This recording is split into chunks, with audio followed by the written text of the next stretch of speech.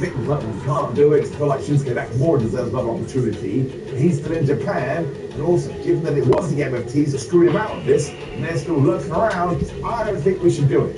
It's like, Nick, you're in charge. Just tell Sosako he's banned and boot him out of the building. Sami Zayn agreed, and he went on this awesome speech saying, no, we must do it regardless. So he went to the ring. Once again, Nick Aldis hadn't put a proper SmackDown show, because apparently there was some big day on the middle, and Sam was allowed to defend his championship. It turned out to be really awesome. Gott sei Dank muss ich noch. As well, even though we teased the Miz going to watch this, when Carmelo Hayes beat him up to turn out his fair play, Ilya Dragunov made his return to WWE after like a year. And fair play to WWE because they went and took a risk. You can believe it. We have a brand new US champion. His name is Crazy Lazy Ilya Dragunov. It is just the best way to keep your audience engaged because now you never know what's going to happen. And even though he's wearing this massive knee brace on his injured leg, just crazy at 130 miles an hour, Sami Zayn was more than happy to keep up with him. This was absolutely brilliant. It's one of those matches that you should go out of your way to see. As always, I stand not corrected. I was correct. I was correct. I was wrong on this one. I told you it was going to happen. Even though for the last 3 weeks, Sami Zayn hasn't been able to pick, I'm at least going to stay move. It was fortunate to take with the blue thunder bomb. Let's go. He wants Midama. If he had clearly found his open the last month under this combo, everybody's going to buy into it, or when somebody does kick it out, nobody's going to believe. The truth is the truth isn't the truth. There was a lot of suplexes doing all of this what they're located from Germany. Yes. So Chicago, but they want the deep forward. This is what I'm going to fall down here, because again, you play combo, you show the colour. Sometimes people can just lose, sometimes you have to stay further forward. Sami Zayn was able to flop the idiot into the team return. Then Dragunov just came back with a tray in Moscow. He dropped the H-bomb and then became the Uno Boss Trez. And this really was one of those moments you like, well, one, you should rehab for 12 months and give it that guy, but also, he just threw him up on the pedestal. He could have lost here and nobody would have minded. In fact, he gaining the victory. It makes SmackDown more interesting. It also makes Raw more interesting, especially after the Bomb Breaker thing. Sometimes you've just got to take risks. We've taken those risks. I'm sure opinions are going to go up. There's the word. It is most definitely. Afterwards, Sami Zayn was happy to celebrate with Ilya, and of course the MFT decided to beat them up. This made me laugh out loud. Because Phoenix, in the ring, still pissed. He doesn't have any brand new Instagram pictures. It was a totally terrible plans and completely outnumbered, and he got the absolute hoops kicked out of him. When yes, the Wyatts appeared on screen, they were like, oh man, we're going to take your ribs and make sure they come out of the jaws. They never make any sense. When the lights went off, when they came back on, they were in the ring. Much like last week, so the Carnage boys like, you know what? We don't want to do it. So outside of the fact that DIY and the Motor City Machine Guns to be super duper mad, the MFTs are about to get a title shot, even though they are running wild. Like I said, you do have to give it enough. It was one of the best things on the show. The match itself was brilliant. Standing by that down. Also, just look at this one, you could have gone all the way. That's entirely my opinion. It really doesn't matter. You have to absolutely sit down and check it out. Tiffany Stratton said she didn't really care that she lost to Crown Jewel because she's won all her other matches this year, which ties back into my fun with Crown Jewel. When Kiara James walked in and said, listen, this is why I didn't pick you as a client, I picked Julia. Tiffany was like, oh yeah? So you're an agent, you're a partner. So Kiara was like, well, I'll wrestle you next week. Tiffany went, alright, let's get you there. This is the women's world champion on SmackDown. We just keep going round and round the houses. Match was definitely the perfect way it was. That would be a way better program. Just don't get it. But in sword footage of Oscars that being means the most it was shooting guns, so they must have learned from Phoenix. And because of that, they were going to have a match. Pretty good. The Motor Machine Guns won with the Skull and Bones. Again, it's not much more I can tell you. It kind of feels like we're trying to reset the SmackDown tag division a little bit, especially because right after this, we saw DIY and Fraxin falling out. Also, because DIY and Fraxin had to speak fast, let's just go through it.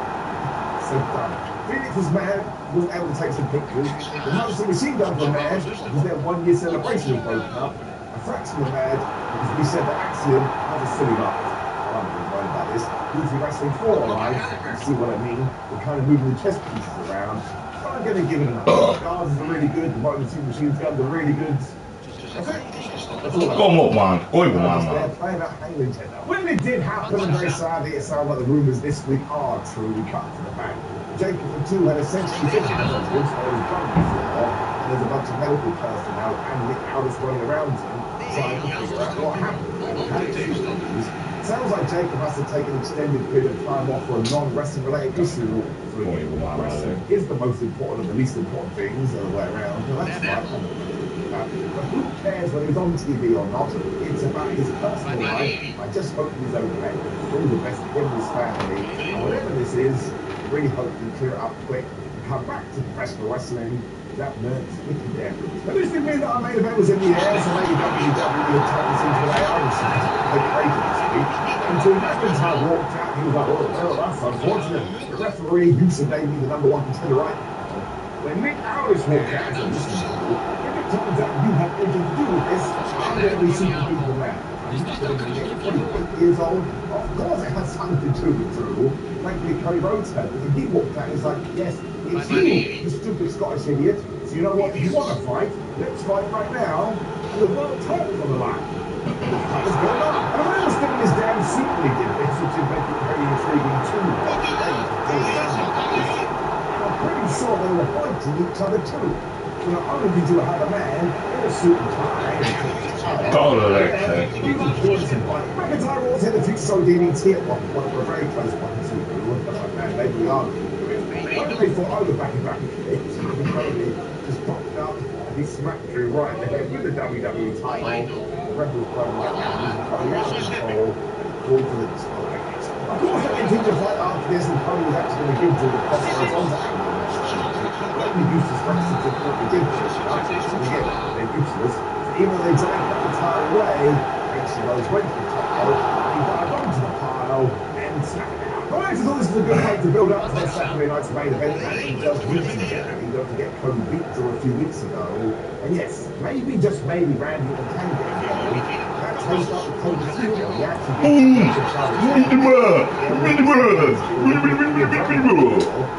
right now, WWE could use a fresh shot down. Use AI. It didn't mean it's a really exciting way to end the show, even though it came out some sad news. So I am going to give it up. It was a pretty decent SmackDown. It kind of feels like it's angling for stuff in the future. Yeah, let's get it. Give the good luck to this. Please do let me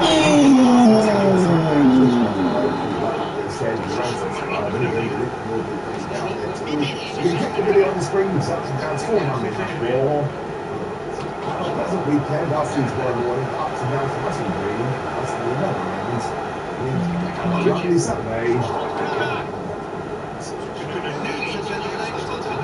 So what happened? And then you guys got in there, I blacked out, I genuinely went in there. I blacked out. I blacked out.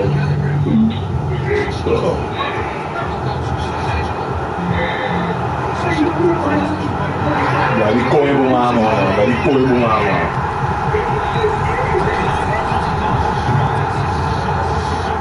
20-year-old Brianna wrestler ends her shift at the local fast food chain. It was a hard day of work for Brianna. Scheids, man. It was the only job that she had to attend that day. Her primary job was at a local beauty salon, leveraging the skills that she learned in the cosmetology program at the Coshocton County Career Center. And her second job was at Hardee's. Neither of those jobs really fulfilled, but it was paying the bills. Brianna's mother, who also worked 2 jobs and typically came home very late, managed to arrive home a bit earlier that day to prepare Brianna's favorite apple pie. But little did anyone know, Brianna wouldn't come back home that night. Brianna's disappearance would turn out to be the biggest case in the history of Coshocton County. A case that left this small Ohio town traumatized until this very day. The next day, the Coshocton Police Department put out a missing persons report. And since Coshocton is a fairly small community, the city put in a collective effort to find her. A search party was formed under a non-profit victim advocacy group called Golden Hearts, a voice for the voiceless. All her closest friends and family members were participating in the search. Brianna's schedule was packed with 2 jobs, which means that her paths were mainly between home and her jobs. Brianna's friends looked in all her usual hangout spots, but there was no trace of Brianna at all. That's when the search party's cadaver dog was able to pick up her scent and traced it all the way to an abandoned house on the 1800 block of Chestnut Street. Now, from first glance, it looked as if no one had entered the house for many years. What with all the cobwebs and dusty trash, it almost seemed like an old dumping ground. But there was still an irregular path in the entrance, meaning that someone could have used this place recently. As they worked their way through the mess, they found a half-open door. But little did anyone know what was waiting behind that door would change the lives of the search team. Brianna was found lifeless, brutally R-worded, and unrecognizable. Based on her bruises around the neck, blunt force trauma to the head, and stab wounds in her chest, it was clear that this was a premeditated murder case. The Coshocton County Sheriff's Department started looking into Brianna's friends, acquaintances, family, anyone with a grudge or motive to kill. And when you're looking into a murder case, the first suspect was her ex-boyfriend, George. George wasn't very much affected by her death, despite having spent a lot of years together. That tip-off, by the way, was made by Brianna's close friend, Blake Wu. Brianna's mother confirmed that Brianna and Blake had been friends since middle school and that they were very close. Just like Brianna, Blake also worked part-time at parties, and the two became really good friends. Seeing as he's highly spoken about and had regular interaction with her, perhaps he can paint a picture for the county about George and Brianna's last known whereabouts. That's why he's called in for questioning that same week. Let's see what he can tell us regarding Brianna, George, and where she was last seen before her tragic disappearance. Hey man, what we're talking about Brianna, and it's Ratcliffe. Ratcliffe. And you guys are friends. Okay. She was reported missing Thursday. Okay. I think she was reported the next day, but she was heard from the day before. Walk me through what your guys' relationship is. We're just friends. We've known each other for a few years. It'd take me a few seconds to try to remember which year I actually met her, but we met at Riverview High School.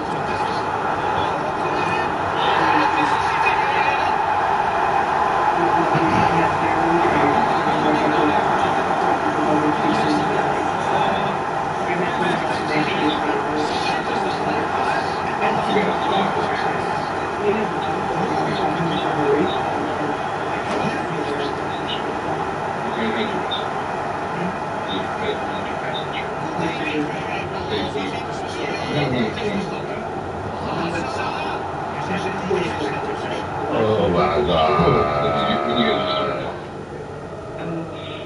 Remember exact date if you wanted to pick A couple weeks ago. Bitch ass nigga spilled it. Probably, I wouldn't say a month, so it'd probably be weeks. You guys talk quite frequently in the last couple weeks. I tried to get her to talk to me, but like, because of her schedules, one of us was always either kind of we've been a couple of times with the festival. Yeah, like, maybe every week.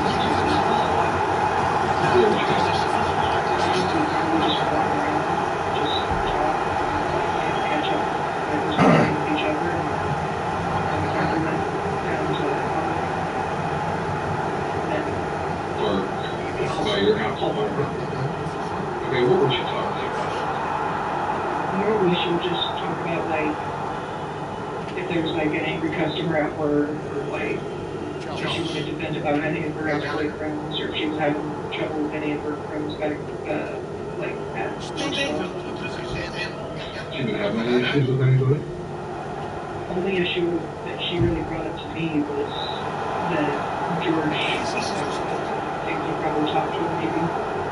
I heard the most recent that she told me how he broke up with her and she was upset about how we're almost trying to get her.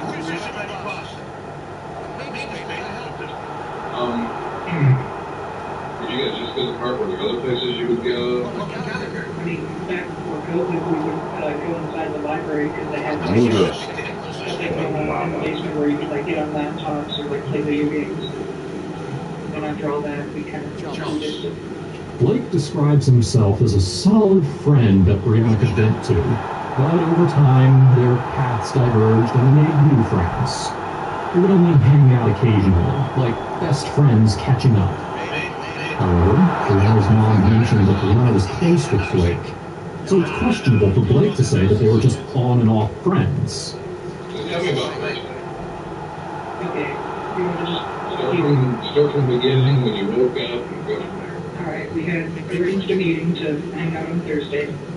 She told me that she wanted me to be at the library around 3. I got there around 3, but I assumed maybe work held her back, so she took longer to get there. She told me that she had to take her to her hamster, take out the dogs, and like get washed up and changed. She arrived at the library around 4, and that's when we started walking. At that point, it was really cold. We walked up to Taco Bell, we went to the door, and then afterwards she said that she wanted a hot chocolate from McDonald's, so we walked down there. She got me a hot chocolate. And then because it was cold out, she wanted to go home and grab a coat before we continued walking. She went inside for a few minutes, she came back out. We were walking up to the park, but like part way her head started acting up, so we had to sit down for a few minutes. It was right down the street from the Breeze. Like not even, I don't think it was even to the first house yet. Like there was 600 blocks. And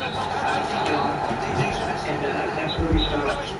So we were talking, she was upset, I was trying to cheer her. That's when she started talking, like before we were in the house, I was trying to cheer her. And after that we walked up to the park.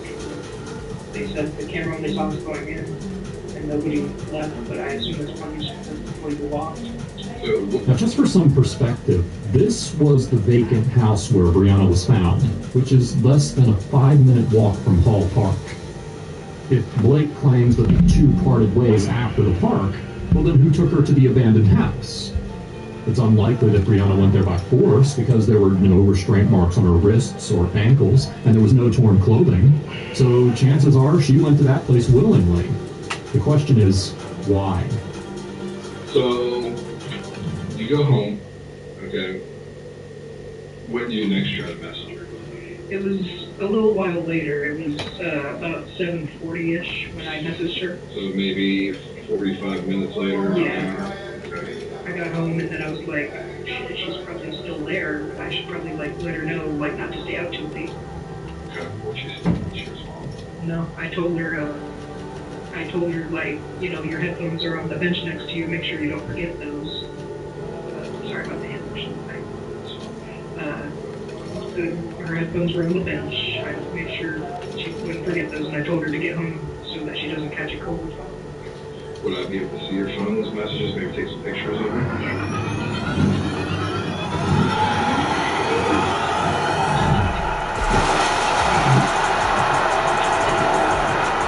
These ones are the ones that I sent her. It's only seen because her mother opened her messenger. Gotcha.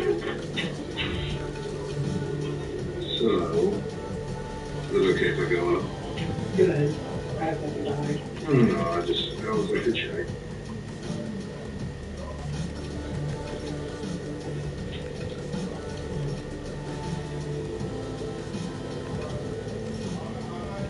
So you talked to her, so the 14th, around 10 p.m. She was watching the rain, or watching rain. She says, I kind of got lost watching Rain. Is Rain a kid? Because she spells it R-E-I-G-H-N. Oh, no, I assumed that was a show. From the text messages, his story checks out. But there's something interesting about his message. He reminds her to pick up her headphones from the bench before going home. The same headphones that were found in the abandoned house. If she was attacked, it's likely that the murderer grabbed them, which means that there could be fingerprints on them. We'll have to wait for those results. For now, though, we need to connect the dots between Hall Park, where they said goodbye, and the abandoned house where she was found. You never dated her? No, I never talked about it. We did talk about it a while back, but last year, I think it's been a few months last time we talked about it, and then we also talked about it back when like we first met. So you're feeling for someone? Someone.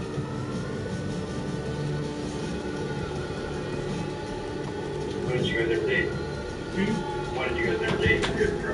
Is it okay if I step out and plug your phone in? You're like 1%. Yeah, sorry about that. Go ahead. It's okay. No one ever on the charge phone. So, Okay. I was charging it when you guys called me because I was distracted over there. He doesn't know on this channel.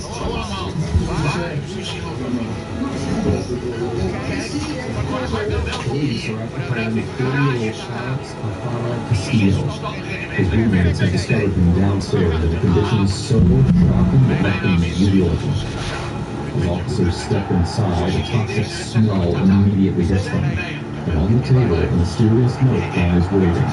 Together, hinting that something far worse is about to be uncovered. Yeah, this is, yes, this is definitely. There's a note in there. Just take a look. Necesito sobrehecho.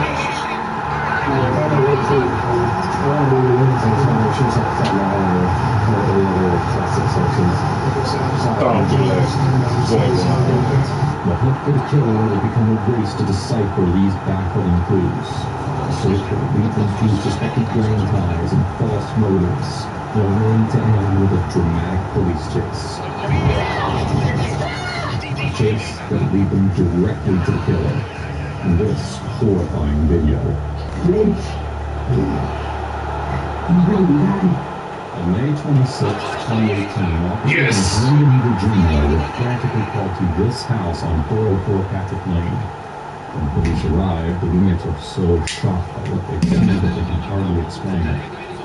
As police enter the home, they quickly see why. What's going on? This guy, he runs the rooms downstairs. Sometimes he will hear a really bad noise. Okay. We called him yesterday and today, and he wouldn't pick up, so we decided to open the room. And he has love on his chest. What does it say? I don't know. I'm gonna close the door really fast. Yeah, this is, you guys, this is definitely. No,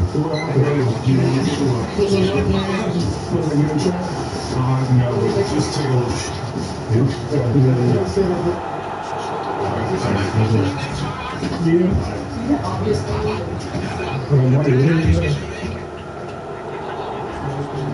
I don't know what all that crystal is.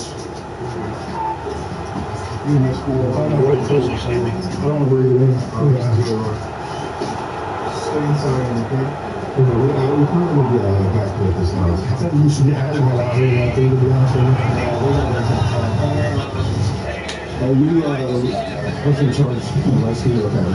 We're putting this back to does anybody know what that note says? I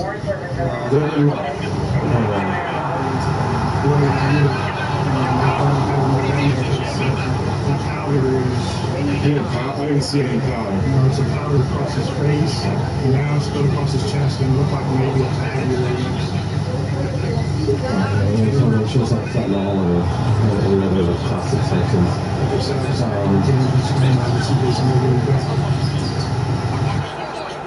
Oh boy. When we started getting Alex Castillo was just 40 years old. Originally from El Salvador, he had immigrated to the United States years prior, having earned a degree in agricultural engineering from the Central American University. He had a bright personality and worked his family dearly. There's a big fucking about to spell, man. They finally would talk about their race. It was something they all looked forward to. Now, it was gone, and no one had any clue why. What police discovered inside his bedroom painted a horrific picture. Underwear was stuck in his mouth. The injuries on his body weren't just fatal. They sent a message, one that officers couldn't quite read yet. Then, there was the white substance covering his face and chest. Just looking at it sent chills down the officers' spines. If it was anything that they feared, anthrax, fentanyl, or ricin, then everyone who even took a breath in the house could be in danger. The officers called in the hazmat team, who entered to assess the situation wearing the proper PPE. One member of the team wore a GoPro camera, allowing the officers outside to see what was happening remotely using a tablet that streamed the footage. Can you see?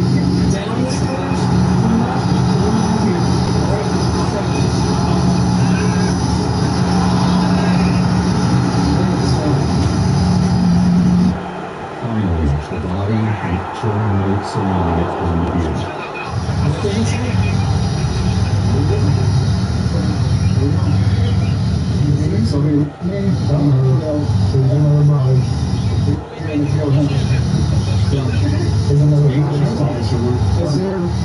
Have you walked into the house? No, we haven't. Where? Can you see his face? Like a bottom right there? Okay. How far in? What it was, you see a pattern and stuff? Well, I guess it's slashes, and then I see that.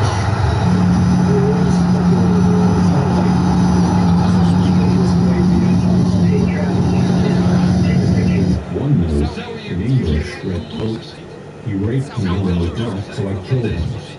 Another note, found near his neck, read the same thing, only partially in Spanish. In the room, officers also found a used condom and wrapper, an open bottle of wine, and 2 used glasses. They had never disclosed whose DNA was found on the condom. It is essential to note that there is no evidence to suggest that Alex ever took advantage of anyone. In addition, what you're going to hear regarding this theory from the person who left these notes is not at all what you imagine. To this day, officers believe that these notes were left to divert attention, along with the photos of 2 women that were left by the body. Both of the women were identified and were determined not to have had anything to do with the case. The realization that the white powder wasn't toxic, it was instead just salt, could have come as a relief. But when officers realized what was underneath the salt, it was anything but. And the purpose of its presence brought on a whole new meaning. Beneath the salt, the killer had carved words and symbols onto Alex's face with a knife. And all of these symbols have been disclosed, but one has S with etched into Alex's cheek.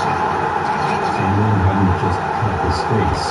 They had wanted him to feel pain while literally putting salt on his wounds. Officers immediately suspected that MS was a reference to MS-13, a very notorious gang. The text on Alex's phone from someone named Dennis El Salvatrucho nearly confirmed it. The spell size. His address shortly before 2 a.m. Alex was dead without address by 4. El Salvatrucho, the nickname added to Dennis's contact, is often used to refer to members of MS-13. Police were constantly suspicious. Had this been a gang killing? Or was it actually related to the notes found on Alex's chest?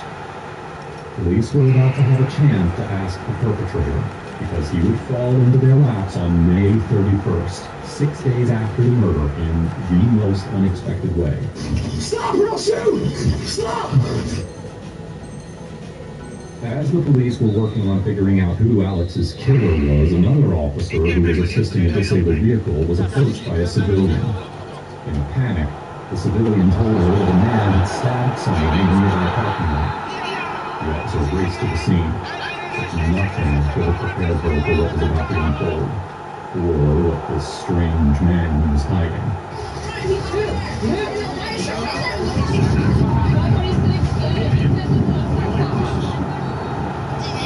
Come on, man.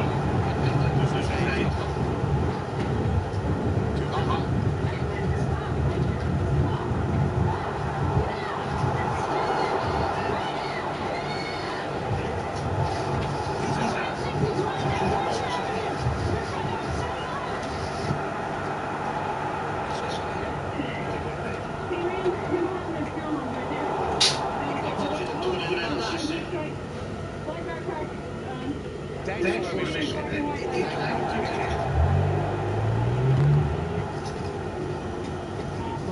Eyes up on screen. Get down! Get down!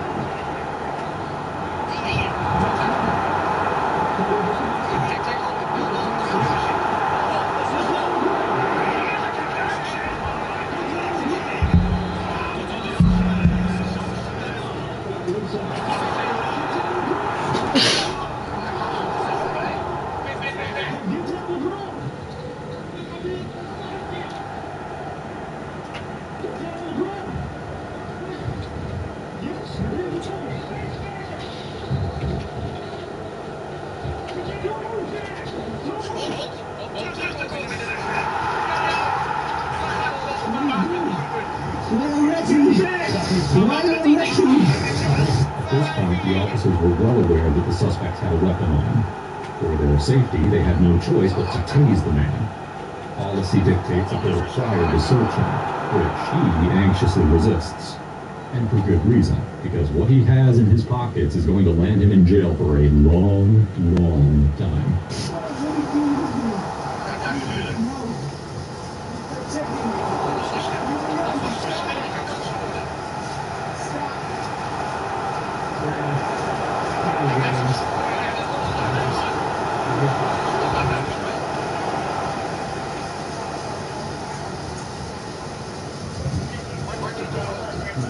Officers attempt to bring the suspect, 20-year-old Dennis Castillo Hernandez, to the car. Naturally, he realizes that it's time to increase his theatrics.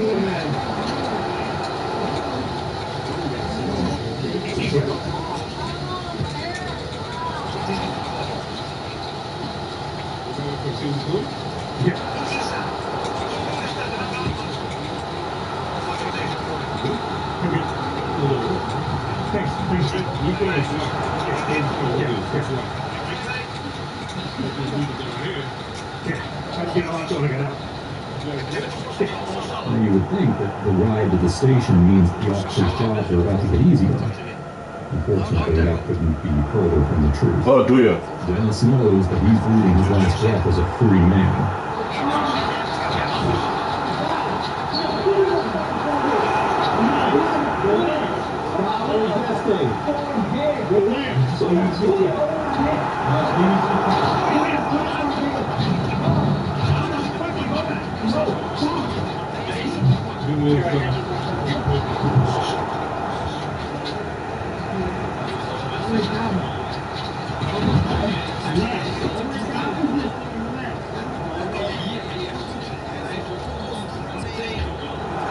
On Dennis's person, law enforcement found Alex's ID, debit, and credit cards. Immediately, Dennis hopped to the top of their suspect list. Ran his fingerprints and DNA while they were was a match for the DNA that was found on the notes left on Alex's body. His fingerprints were also found on the note and in blood at the crime scene. And if that wasn't enough, the police had been able to find his phone in an unexpected place. When Dennis fled after it's okay about spell saving. he tossed his phone aside. Another man quickly picked it up. Officers were able to close in on the man, desperate to retrieve the phone and the incriminating evidence it contained. By the way, if you're finding this video interesting so far, please do us a favor. Make sure to hit like, and make sure to hit subscribe and help us get to 1 million subscribers. Now, let's dive back in. Where'd you get this from? What guy? What guy? The guy that stabbed the other guy? Yeah. Oh, he gave you this phone? No, he didn't there. Oh, he left it over there? Yeah. Where'd he leave it? In there. And then I saved it from him. Where's him there? You're pointing over there. In there. On the side? Yeah. So where's that knife that he had? Where's the knife that he had? I know you told me that before, but if he put the knife in the pocket, why would he put his cell phone in the pocket?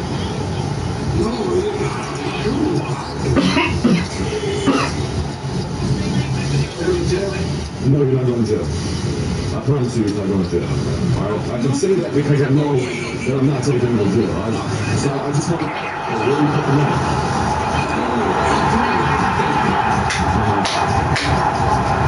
Okay, he didn't put it anywhere else? The officer who will look at the phone really met with some of the most heartbreaking words I would ever see. But was confronting Dennis with it actually change anything? If he was in the gang, would he be willing to give any answers? Right, you want to talk to me? Yeah. Yeah? Alright. So here's the deal, man. I'm just gonna be straight up with you. I don't like to beat around the bush. Alright? You know why I'm here? Do you have any idea why I'm here? I'm asking the price. Huh? And that's all the surprise. Okay. Well, I got some fingerprints and some DNA from a crime scene that belongs to you. And again, I go back to, I don't think you're a bad guy at all. But what we're looking at is very serious. And I need your side of the story. All right? This is about Alex. Who's that? You don't remember Alex? No. Last time you checked it out, that was me. Alex Alfaro Castillo. You ever been Patrick Lane in Newport News? 404 Patrick Lane? No. Where's that at? I'm not familiar with the streets. Okay. So you don't know who Alex is? No. Like I said, that's me usually. That's you? Yeah. Okay. So I got your cell phone. I saw what was in your cell phone.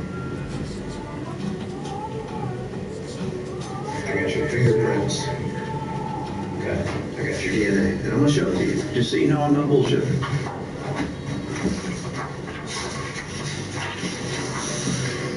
It's right here. Read that. Can you read English? I don't know what that is, no. It's a fingerprint. Latent is a fingerprint. You know what that means? Without a doubt, 100% population of the world, your DNA was on the note, along with the fingerprint, the note that you wrote. All right. Not only that, we did a search warrant at your house. All right. I got what was at your house in the closet. What was in the closet? I don't remember what was in the closet.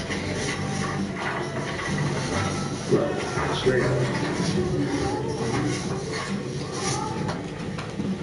I haven't charged you yet.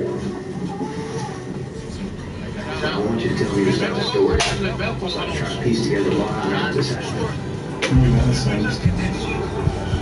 So were you looking for retribution? What was the deal with you? Did he do something? Was it personal? I really don't understand what I was trying to say. It was me or something. I have your cell phone. I have the video that you took. Can't act stupid in here, can you? I can't act stupid over here, can you? You said that video? This is the hospital murder. I understand. You understand, and you know, look, let's not question each They said other. that there's some videos. I have your cell phone. I have your cell phone. Okay. I have the phone records that put you at Alex's house that night. I have the GPS coordination. I have your DNA when the note was on it. I have your fingerprint on the note that was on it. Okay. I have blood evidence that was located at your house. Okay. I have the video that was on your cell phone that night. What were you doing? Probably drunk. Were you drunk that night? You know what night it was? On May 25th, where were you? In the morning, early morning hours. You called your mom in a panic. I was with one of my friends. What friend? I can't say those names. Why can't you say those names? Because Explain to me how your fingerprint, your DNA, and your phone was at that house. I don't know because if it was just something And I there's a video on your phone from that night. In that room of what? of Alex and you.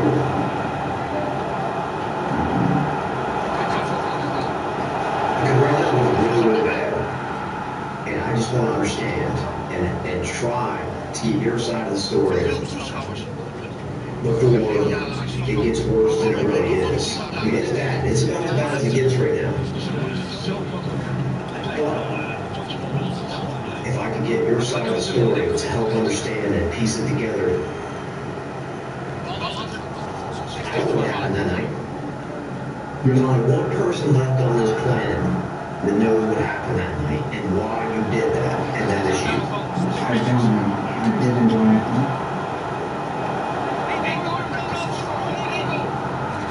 Because all the evidence, the videos, the phone records said you killed Alex that night. I have your DNA and fingerprint on the note that was on his body. Okay. Your cell phone was there. I have the text messages. I have the videos. I have the GPS coordination showing you where at the house at that time. Okay. I thought it was in your right. The night you got arrested for stabbing a boy that you're serving jail time for. You had his ID. No, there you go. What do you? I'm not Because he probably sold me this. It's to be the bullshit, man. How did he sell you? 20 years old. Okay, so tell me what he sold you. What all did you have that he sold you? I had a debit card and an ID. You got a debit card and an ID? Yes. Dennis continues with his lies, telling law enforcement that he bought the ID because he was 20 and he needed a fake to get into clubs. From there, his lies only get more ridiculous, especially when he's confronted with the shocking video evidence that law enforcement has. Have you ever been to the house? No. Okay. Have you ever been in love with that house? No. Has he ever done anything sexual to you? No. So, Alex has never hurt you. No. Has any male ever hurt you? No. So, why would you leave a note saying he said I killed him? Come on. Why's your DNA on that? I don't know.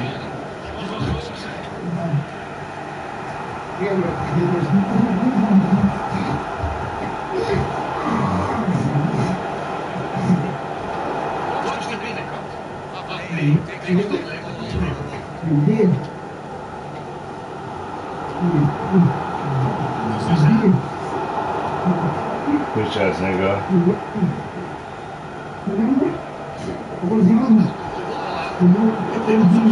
The video continues for 6 months.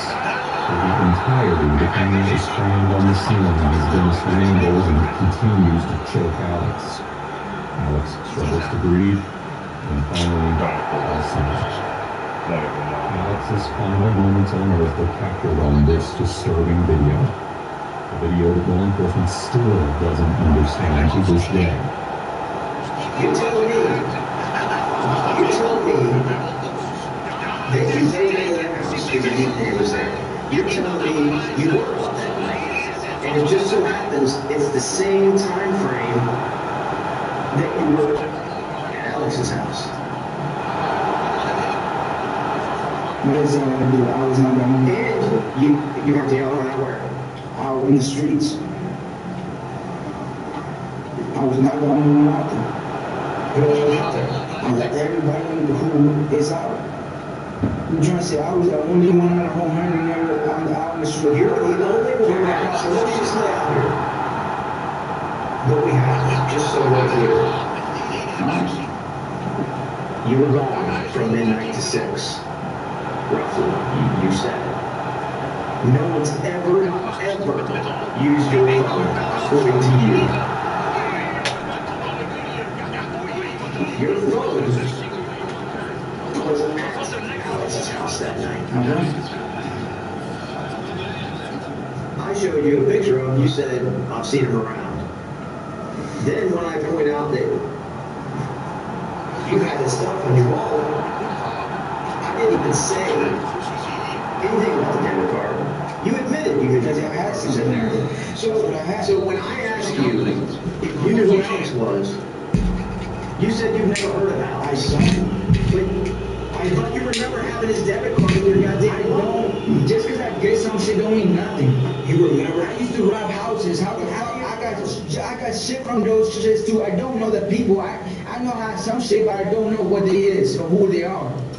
You never done this shit? Well, I guess you done Mr. Perfect guy. I've never done this. I've robbed houses. I've had a lot of shit. I don't know who they are. For the entire house interrogation, Dennis doesn't budge. He continues to claim that he hasn't harmed Alex and was never in the house. And of course, the evidence and the jury at his eventual trial disagreed with him. In 2020, Dennis pleaded guilty to second-degree murder. He was sentenced to 40 years in prison, which he's currently serving out in Red Onion State Prison in Wise County, Virginia. No one knows the true story of Alex's death or his connection to Dennis. If you think this case was horrific, you need to check out a video on the man who did the unthinkable and thought that he could get away with it.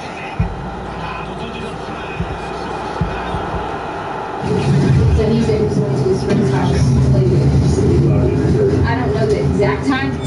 This woman is in the midst of lying to police. Just hours ago, she brutally murdered her son Gannon, hid his body in the basement, and called 911 to report him missing.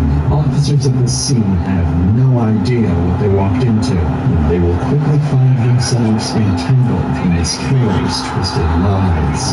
Is there anybody down here? No. So then when I get downstairs, I want to go. Yeah, I think it was a suitcase. Is Gannon in the dumpster? No.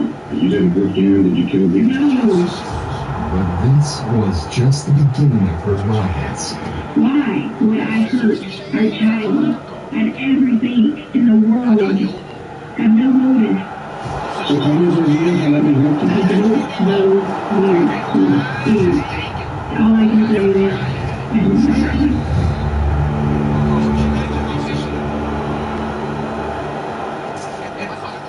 In the early hours of January 27th, Letitia texts her supervisors at Widefield School District 3 stating that she cannot come to work. Allegedly, her stepfather was killed in a hit and run, and she must attend to his passing. Nearly 6 hours later, at 9:56 a.m., Letitia sends another text to her employers. This time, she states that Gannon is sick and she needs to stay home. However, just 20 minutes later, at 10:16 a.m., a neighbor's surveillance camera captures Letitia and Gannon entering the red Nissan Frontier and driving away. During this time, Letitia would visit a pet home on Nevada Avenue instead of visiting a doctor to treat her allegedly sick son. By 2 p.m., both Gannon and Letitia returned home, but something was off. Not only did Letitia purchase cleaning supplies moments after their return, but backed all the way into her driveway. According to family and friends, Letitia never backed up all the way into the driveway. But for now, only one credible conclusion can be made. The only person last in contact with Gannon was his own stepmother. And oddly enough, she would report him to be missing 5 hours later at 7 p.m. I saw him go to the other 6 blocks and on the 7, and we went to like all his friends' house. He said he was going to be at his friend's house, and they said he wasn't there, and the other one said he never came there. So I don't know any of the people. He's been calling out, and I talked to my husband. That's when I had called you guys and stuff, because I couldn't, because I don't know any of here. So he's on the alert. With this call, officers rush to Letitia's home in an attempt to gather as much information as possible, because every single second, Gannon's trail gets colder. Did he take his bike? No. Okay, because somebody saw a little kid on a bike. They posted it later. Well, he didn't, unless he took it sooner and brought it back, because Lane ended up getting the bike. Yeah. There's one picture someone said he was on, and he was holding his switch. For someone who just realized their son is missing, Letitia is strangely calm. Not only that, she states with her initial alibi that Gannon was visiting her friend, which is clearly a lie, as Gannon never left the home after his return. Undoubtedly, something is very wrong here. But for these officers, Letitia is nothing more than a concerned mother as they continue to search her home.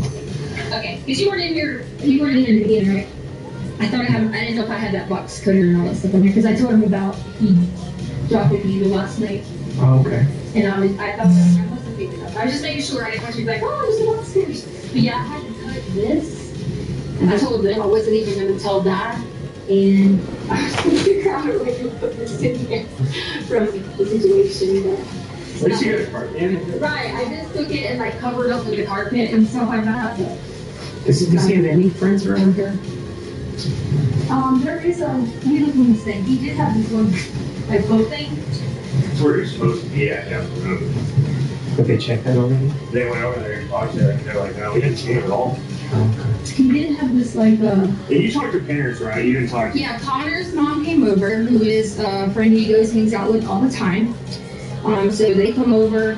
The people here, the friends, they were just the ones that were the door with the bike. They came over. A bunch of people came over. Keep in mind that officers have not yet completed their house search. They have only gone through the home superficially. Yet, oddly, Letitia is trying her best to keep them restrained to 2 sections of the house. The living room, where there is a burnt piece of carpet, and Gannon's room. This strange behavior would only worsen as Letitia is committed to keeping the officers where they are. He forgets. So like bring this or bring that or bring this or bring that. Still good. Yeah. So your clothes are missing. No, we actually lay out all the clothes all the time. Like for, like every day at school, we lay out clothes or whatever. This is jacket gone. He had them. I mean, he has some of that. It's like he might go depends on he might have this black one with this, or there's a blue one with this. Oh yeah. Silver jackets, like he usually would think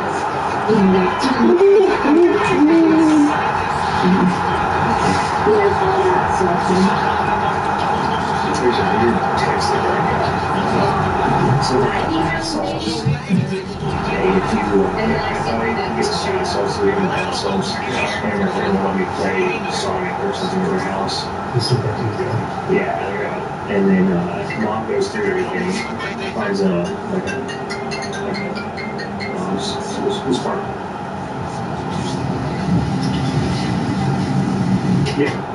This is the exact moment that officers realized that Letitia was hiding something from them. It's strange that she randomly closes the door here as if there was something in the basement that she didn't want the cops to see. Her behavior, words, and strategies to deflect the cops from certain areas of the house didn't go unnoticed. Consequently, her devices were subjected to a forensic analysis where officers would come across a disturbing video recorded on Sunday, January 26th, a day before Gannon supposedly went missing.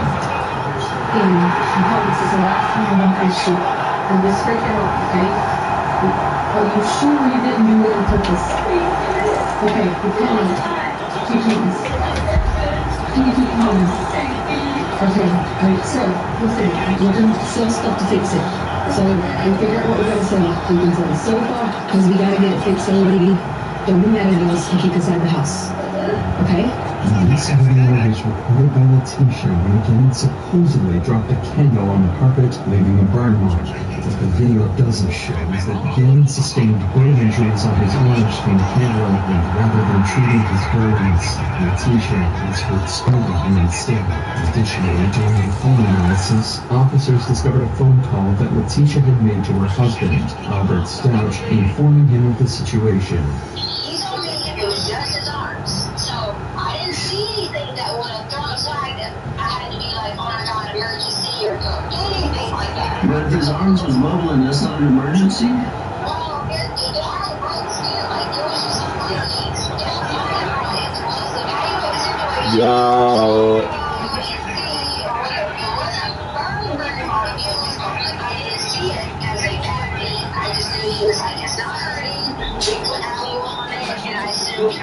As heartbreaking as this call is, the burns described are likely second degree because of both the freezing feeling that Gannon described and the presence of blisters. Things aren't adding up, and the story so far paints a really bad light on Letitia. However, officers need to verify what really happened, as it was after this incident that Gannon disappeared. That's when, on January 30th, 3 days after Gannon's disappearance, Letitia was called in for an interview so detectives could understand the circumstances surrounding the situation. So Gannon had started a candle. Again, normal. He's very, responsible in terms of, if you give him something and say, do this, what you're in, such a period. Fine. So we let him, do things like that. So I didn't see a problem with him. We light a candle, whatever. And Lena asked me could she stay with him to watch the rest of her iPad or whatever. And the rest of her thing, and trying to give her a little extra gifts. After his birthday, we didn't do Rocky's being, we took friends with him. It's already strange that Letitia is going on conversation with the loving relationship she had with her children, especially with her daughter, Harley Hunt, whom she would refer to as Lena, almost as if she wants to say that whatever happened with the candle was not intentional. So it started beeping. It's like beep, beep, beep, beep. And I thought that someone was coming in the house. I didn't see the door on. Then it started saying fire, fire, fire, fire. So there was smoke coming up through the basement. So then I ran back downstairs to get dinner. And then the fire was on the floor over here. And then this is the floor. So it was right here and right here. And I saw the candle that was over here. So there was colors everywhere because the kids, I was young about. And I go and basically smashed down on the sofa and the fire was out. So I heard it burn and then I was like, Gannon started running and that's when it wakes him up. He's realizing that the covers and everything's on fire, the carpet's on fire, and we all realized that. Essentially, what occurred was a freak accident from Gannon. Due to him accidentally knocking over a candle, a small fire had somehow ignited on the carpet in the basement. This was the same cut-up section of the carpet that Letitia had previously shown officers, but this was odd. Second-degree burns by just a knocked-over candle, especially on both arms, is unlikely, if not impossible. Gannon would have also had enough common sense to run away from flames. After that, it was a slow-moving fire caused by a candle. If this wasn't strange enough, Letitia begins to recount the injuries Gannon suffered. This time, they would be different from what she told Albert. I was scared because my thought process was Albert is going to kill me. Because I made a mistake as a parent and forgot to really check him out.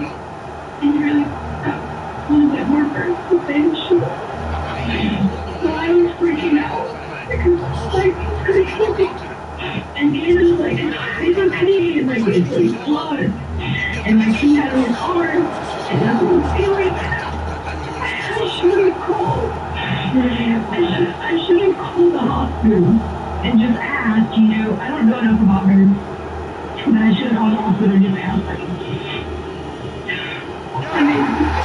To quote, Letitia just said more than he should have, and secondly, implied that Gannon was somehow bleeding because of burns, an apparent contradiction to what she told Albert. More importantly, this was a massive slip-up by Letitia, and detectives suspect that this fire wasn't a simple mistake. However, there is no way to confirm the situation as of now, but there is one conclusion that officers can make. Letitia is lying. When a suspect is guilty, they often make major changes to alibis, as opposed to someone who is innocent and has little variation in their story. In Letitia's case, she changes major details about the candle incident, especially her response, which was recorded on her phone, which sets up a series of red flags for the detectives, as they now believe that she might go as far as changing her original alibi about Gannon's disappearance too, and begin to question her about it. If this assumption turns out to be true, there is a high likelihood that Letitia is withholding even more crucial information.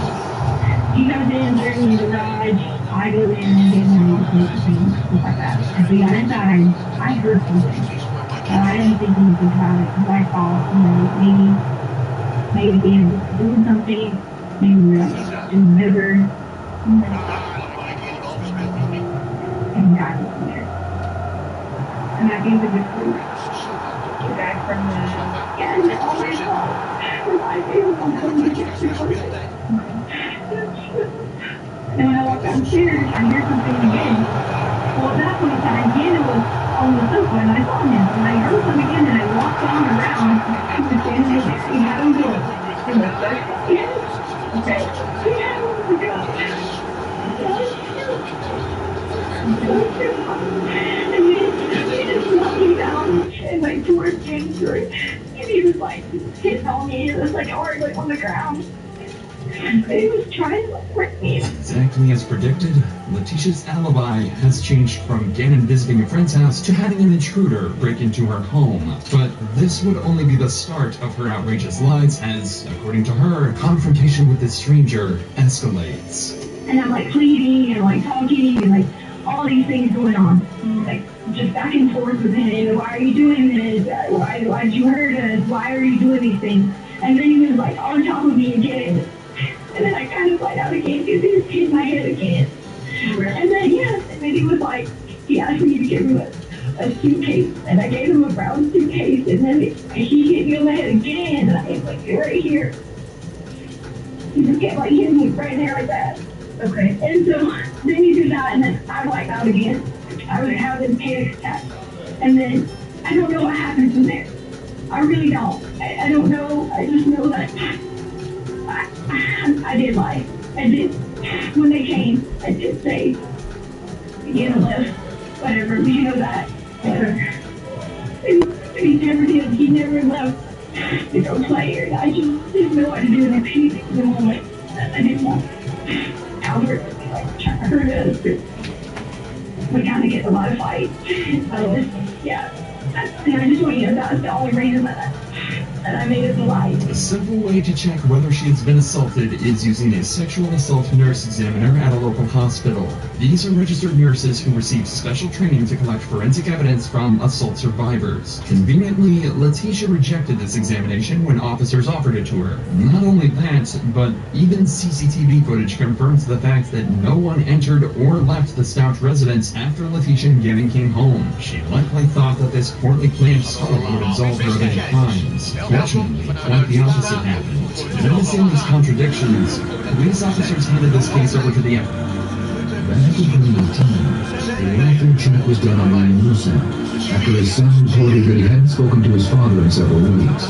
William's daughter, Dana James, had just moved in with him a few months prior to answer the door. Where's your dad at? I'm not sure. He only comes by every couple of weeks. He's been spending a lot of time up in the mountains with a girlfriend or children. I just have to stroke my foot. Does he live here? Yeah. He has all of his technically he goes here. How do I get a hold of it? Yeah, he lost his cell phone and I found it, but it's here, so it's not with him. I don't know other than that.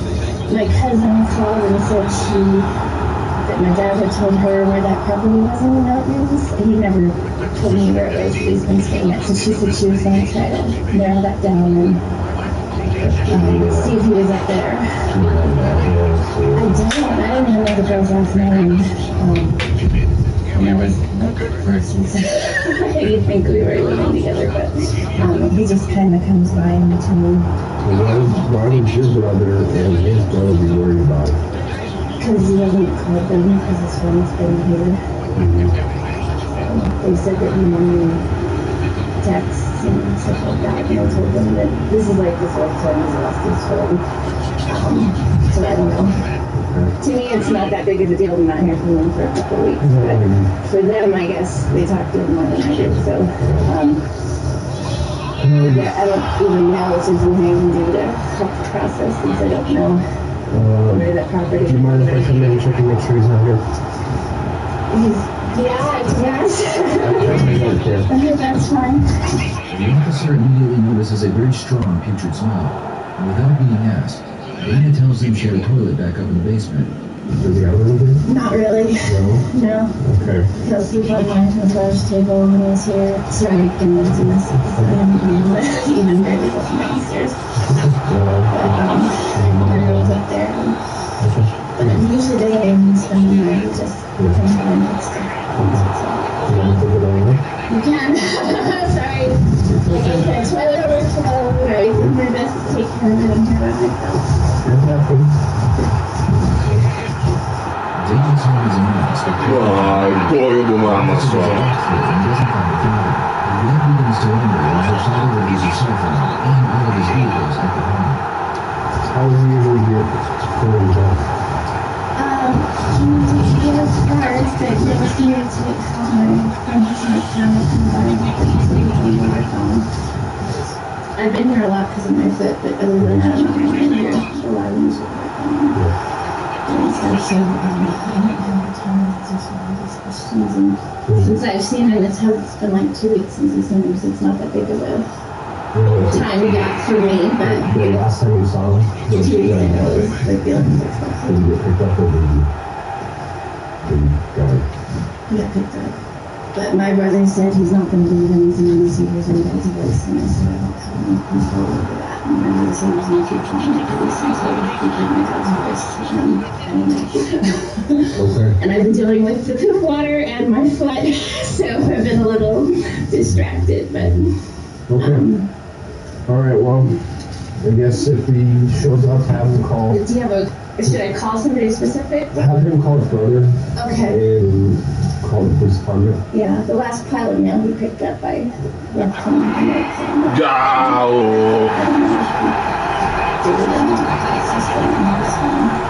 Okay. Note too. Baby. The officer leaves the home and finds a missing person's report. Meanwhile, Dana's brother arrives at the police department to show them some text messages between him and his father. In these messages, William tells his son that Dana brought him a burger, and after waiting, he slept for 15 hours. He then told his son that he believed Dana might be poisoning him. Despite this evidence, it would take about a month before the police were able to secure a search warrant for William's home. Before the search began, Dana was escorted out of the home by a detective and brought down to the local police department. Before leaving, the detective tells the other officers to text him. Corre do mama, mulher.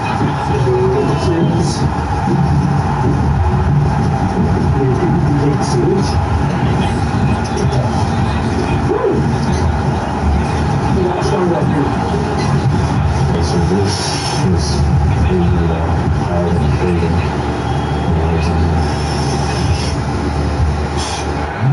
Back at the police department, Dana is being interviewed. The detective notices that Dana doesn't appear concerned about the situation she was in. So basically, what we hear is, it's a community family where you're obsessed with going to which is that I'm going to like this. And so we're trying to figure out what was that. And we got some information, and we obviously gave us some information. We need your help to kind of get to the bottom of this. So why don't you tell us what you know, and we'll tell you what we know, and we'll try to figure out where he's at, and get to the bottom of this. He got really mad at his job back in one of my neighborhoods, so he was home and miserable. And so we started taking on a bunch of projects. My dad's dependent on me to make the mortgage payments, and he just kind of got where he didn't know how to say no to anybody, and he started living where a lot younger than him and enjoying himself again, and kind of leaving me notes saying, I'll be gone for a few weeks, I'm not sure when I'll be back, and taking off, and I know most locations don't really get good cell phone service, and so he's just, I think he's been enjoying himself instead of feeling obligated to things, and he hasn't cared about the house as much. He's been telling me to just take care of stuff, and I think he's alcohol's on, and I'm trying not to put a lot of pressure on him, but it's so, I mean, there's been some communication, and like, I leave money out for the rent to ask for that to be in cash so he can go and take care of his things. And Dana explains that she isn't concerned because her father periodically comes back, does things around the house while she's sleeping, then leaves with no damage. I've seen evidence that he's done by the house, so I'm not worried because I go to bed and next day and there's stuff outside to move and the project's continuing and I know I left gone or whatever, so I just, and it's just kind of seems like behavior to me. It doesn't seem terribly different. We did kind of have a conversation about me and the house and the house pretty much so she could him at home at all. So we talked about him just, staying at his friend's house more and leaving the whole marriage. You do what I asked you to do? Where'd you go? Slept and some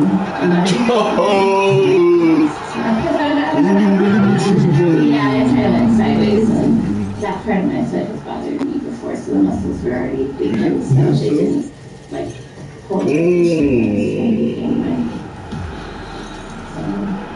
Does your dad have a son? No. You were a teen? In the house. We're trying to keep charge right now. We've been moving everything around so much with the basement, like some of the stuff that's normally in the basement is upstairs in my room and stuff like that. So I'm not sure. Is that normal for you or something? Do you walk out of the bus He's telling me like I don't have it with me, so if you need me, I'll tomorrow or whatever. And he hasn't seemed quite as attached to it.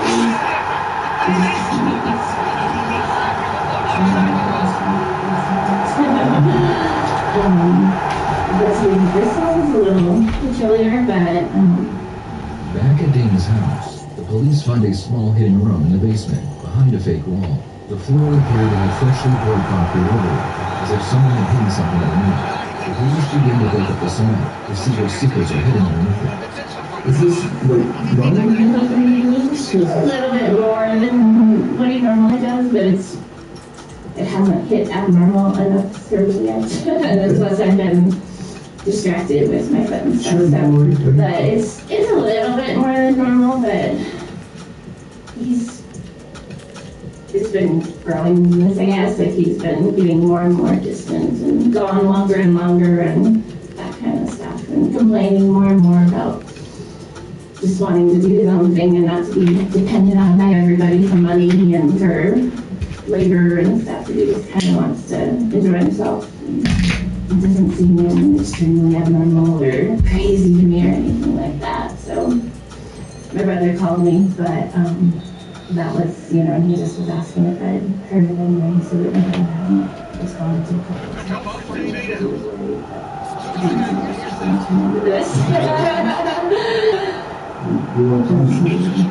have to be found if it was on, and if you don't like that, it's have to, or I'm going to continue to The detective receives a text message from one of the officers at Dane's home. It seems they found the body buried beneath the concrete. The police found the remains of a human body that had been decomposing for quite some time. With this new information, The detectives decide they will need to get more aggressive with Dana. Well, like I said, we're trying to figure out where he's at, and that's the end result that we're trying to find out here. So the more information you can give us, and the more you can help us out about, his behavior, and that the more insight you can give us into his life, the easier it's going to make our task to finding him. We've done some checking, and we know he didn't live there somewhere. Okay. And we really, well, because we talked to everyone, he doesn't know anyone there, so. Okay. So we really didn't worry about it. And we really didn't know where he went. All I know is my friend, everything in high school and everything. Okay, we talked to everybody, and he doesn't know anybody in California. His friend in California doesn't know anybody. And Martha, we talked to Martha. Yeah. Martha hasn't seen him since the 2nd of December. I tried it on there. So we've all been, we're in January. Sorry. I was like, it's only been 2 weeks since you saw him then. January, okay. Yeah, those are the only, and there's been some inconsistencies with your statements to some of the family members and some of his friends about his cell phone and that. Well, he didn't really want them to know everything, so I didn't tell them the same stories because he kind of wanted to move along. So. Well, why would everybody be saying that's not good? I mean, his friends he works with tells me that's not good. Joe's the type of guy that if you text him, he texts me back within a couple days, or if not a couple hours.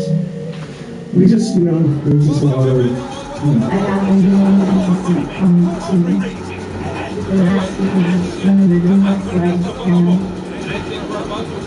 tell them some things, and when it turned into this, I thought it would just be tell them I lost my phone, even though his phone's sitting right there on the table, I just thought I was kind of giving him his privacy by putting them off a little bit.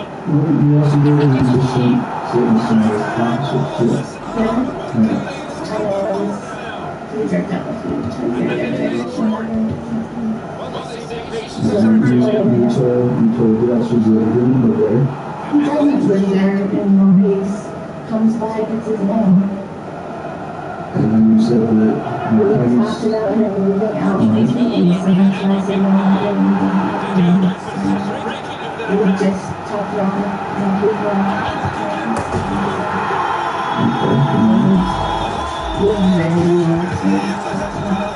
The detectives realize that it's possible her father passed away from natural causes, and Dana was worried about being homeless, so she hid the body. Until an autopsy is done, they can't be sure how he died, or if it was even her father. Either way, they believe she knows the body is buried in the basement, so they give it one last try to get her to confess. So he's telling me a lot of stuff. I get him confused because he has his phone, he doesn't have a phone. Does he have a phone or not? I haven't seen it. No. How does he tell me all this stuff? He's told you a bunch of stuff. That was before. He's on school and drug. That was it. 3 years.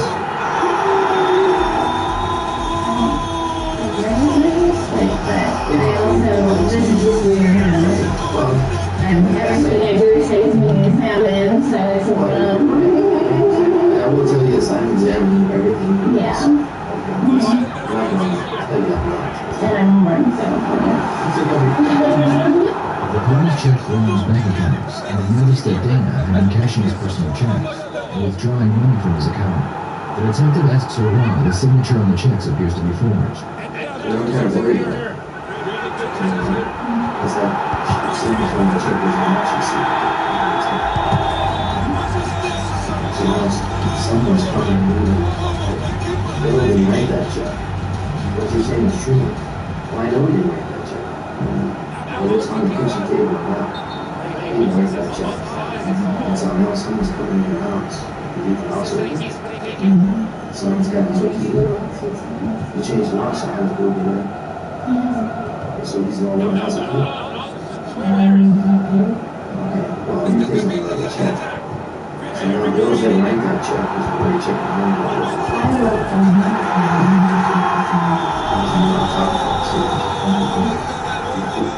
tell me, did you sign that check? Yourself? I signed Not the $500 check? You sure about that? I remember everything checking was Because I can take the ink from the type of what you wrote and match it to the ink you stamped. I mean, it was on the kitchen table. You can take the ink from the top and put it in the signature. You can match, you just fill in the ink and wrote the check. And you wrote me the check. I went to get instructions. Let's talk about it. Let's look at it first. Tell me the short story.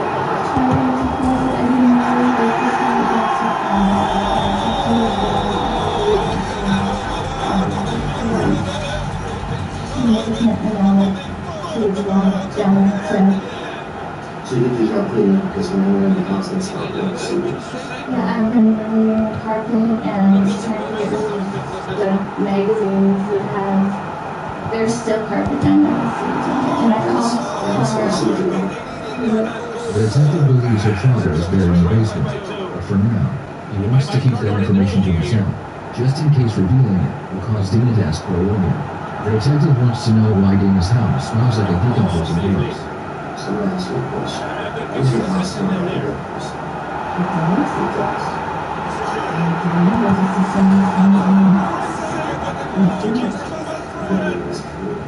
My mom's like detective for years. I don't know what to think about this. I'll tell her. Can you take my word for it? Your house smells like there's a dead person.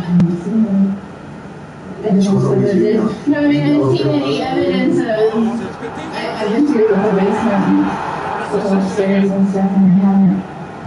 So let me give you a scenario. Okay? I've seen more people under more stress in this town than 30 years ago. It's just people under stress trying to make things worse. So, you understand that if someone dies in the house, and they're out of natural causes, and no one tells anybody about it, and they actually try to conceal it, that's not that big of a deal. Because once you tell someone about a body, the person's alive on one day and dead on the next, once you tell the government that they can see this, all that funding stops. Social Security, money that we get, Social Security, if those type of entities know that people's alive and numbers will be there.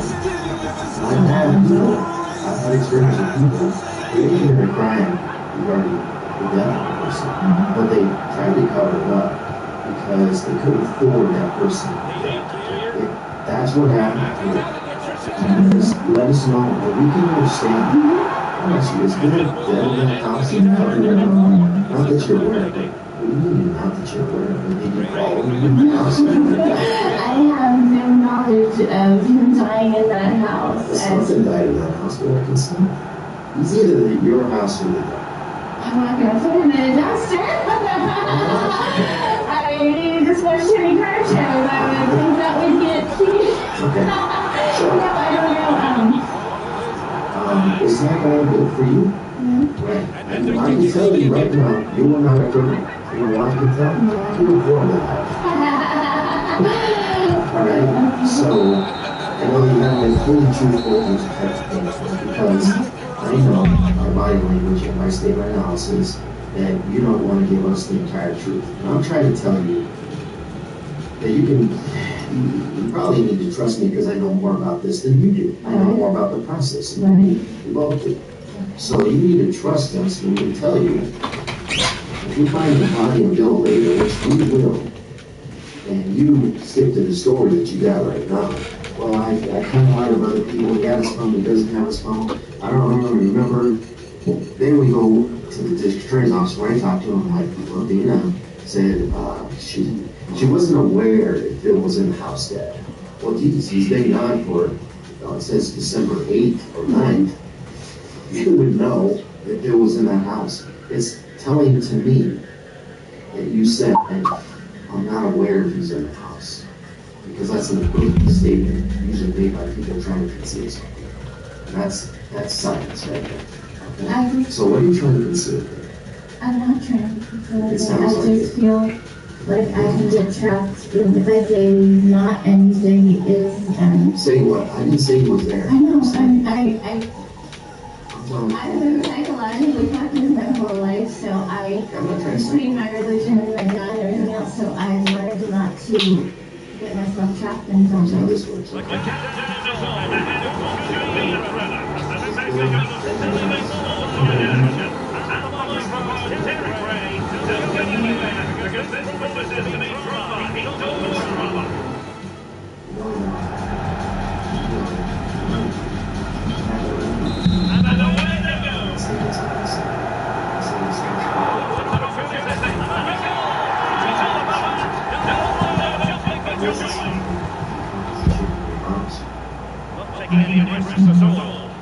So you don't explode. You know the smell is a suit. The detective was about to reveal that the body was found in the basement in his home. But first, he wants to explain how he believes William was killed. You have access. You looked up something on your phone or your computer. You got some medication. Say, you're dead. Here's some food. You need to go to sleep for a while. I'm telling you, bro. Because that's what happened on the 7th. And when he slept for 15 hours after you gave him some food.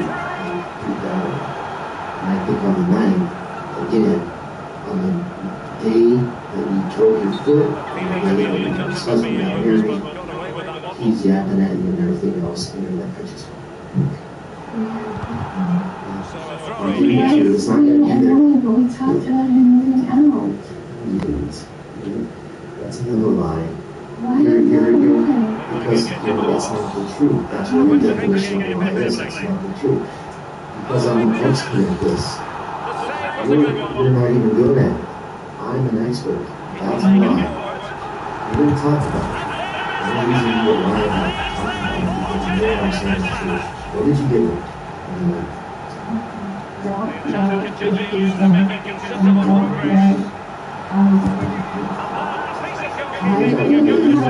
There's been time to defend the house. Here's what looks like. Your lights and house, and you're milking him out of his money. You're draining his bank account while he's dead in the dump. Does that look good? No. No, it looks bad. Yeah. Well, if you die of natural causes, well, it doesn't look good, but it doesn't look like they killed him for money. It looks like maybe the dude just died and was reclining, and that's why you got rid of it. I haven't moved the dead body. I haven't interacted with the dead body. I haven't had no idea that there's any dead body there. Other than you telling me there's floating things. Listen, But I have confidence in you. he has no idea. I'm having to try to figure it out all the time. So with a broken foot, that's the time you want to work on. Some other things just keep going. We're going to dig that concrete. And we're going to find the dead. That's possible. Obviously, you know that, but I can't say for sure. I can't say for sure, oh, the dad's in there, but based on my experience, the dad's in that basement. And he's in with that concrete, and you can dig it out. It looks like you killed him for everything that I told you. Okay, good. I'm glad you heard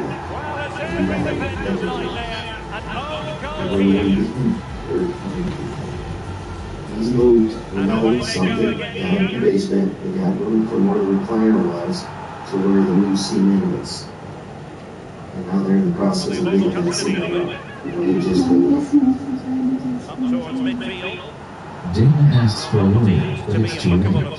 They can't charge her with murder, but they can charge her with concealing a dead body. We found a body in the house. At this time, the arrest, we can see no dead bodies. You need to stand up. You need to stand up. An autopsy was done on William's body, and it came back that he had been killed by overdosing on Herceptin. The investigators checked on his computers, and they found that she had ordered the medication off eBay right before her father was killed. Dana was convicted of first-degree murder and sentenced to the rest of her life in prison.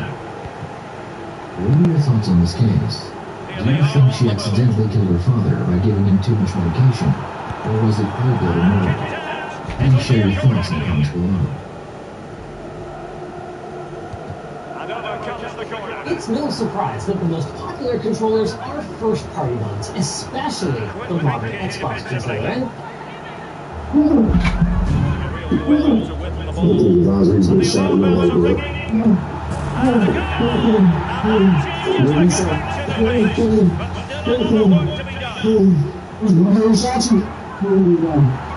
These breathless pleas for help were made by 31-year-old Mitchell Jones Jr. after he had been brutally attacked and stabbed over 25 times. As the detectives dove into the investigation, they would uncover a number of puzzling leads, including foreign DNA. As I opened the door, I see a passive spatter on the floor. An abusive partner, and the car the killer drove, caught on camera. We see a black vehicle backing out of the vacant driveway. But they hit one dead end after another, and they began to worry that maybe the killer had gotten away. It becomes very frustrating, and it puts the big question mark, are you going to get it solved, or is this case going to go cold? However, when nearly all hope seemed lost, a new form of technology would emerge, giving them one final clue that would crack the case wide open. If it wasn't for this new piece of technology, I don't know if we could have solved this homicide.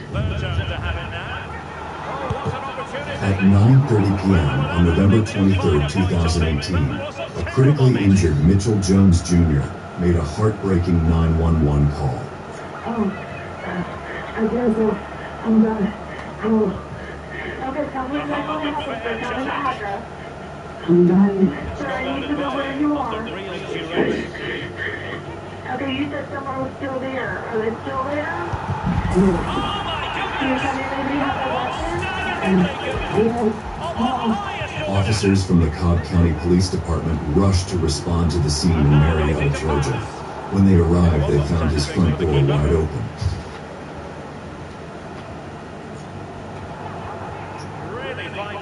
Police!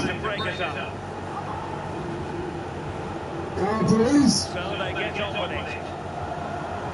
The officers entered with caution, unsure of whether the attacker was still within the house. Police!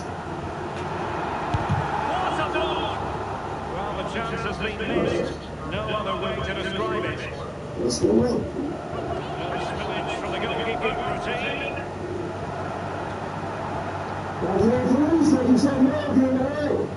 That is offside. But they were about to hear the most chilling cry that would send shivers down their spine.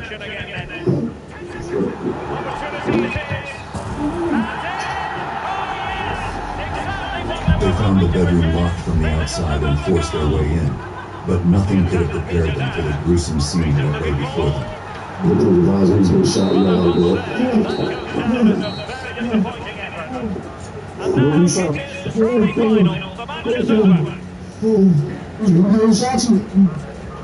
bro. The bedroom was a horror show. The walls were bathed in blood. The room itself was in complete disarray, with broken glass everywhere and clear signs of a violent struggle. But what was most chilling was the sheer intensity of the violence.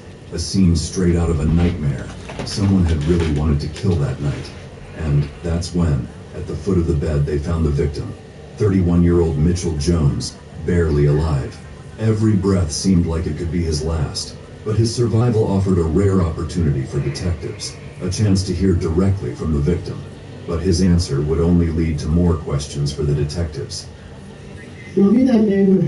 You told me. You know who was here with us? Yeah, he took my cell phone. Rather than giving them a name, Mitchell kept repeating that his attacker had taken his phone. In the meantime, paramedics and more officers arrived at the scene. While the paramedics did their best to stabilize Mitchell and rush him to medical care, Detective Sarah Penarelli and Detective Carrie Grimstead began their investigation. As they took in the crime scene, two things stood out. First, something at the front door caught their eye. As I opened the door, I seen passive spatter on the floor. I know that the incident took place upstairs. There was no way that that was the victim's blood. That had to have been left by another person. The cops had hit the jackpot very early in the investigation. They had the attacker's DNA, which was a crucial piece of evidence. However, little did they know that this was just the beginning of the most twisted case they would ever encounter. It was collected and stored, ready to send for testing. But there was something else at the scene that the detectives found noteworthy.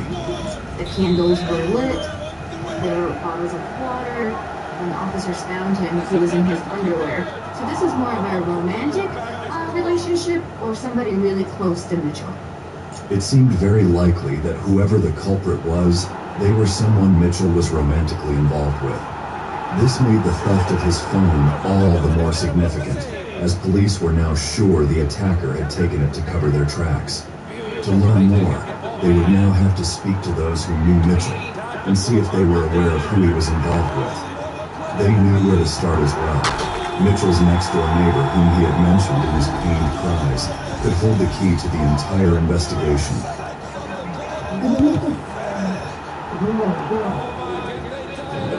It was right at this moment that she revealed to the police who had been visiting Mitchell on the night he was attacked. I saw him with another man young female there. She's saying another guy was with this guy. And that's great. She's showing him that this park in their lot. Another neighbor recounted how Mitchell often had his friends over, and they would sometimes be a little loud.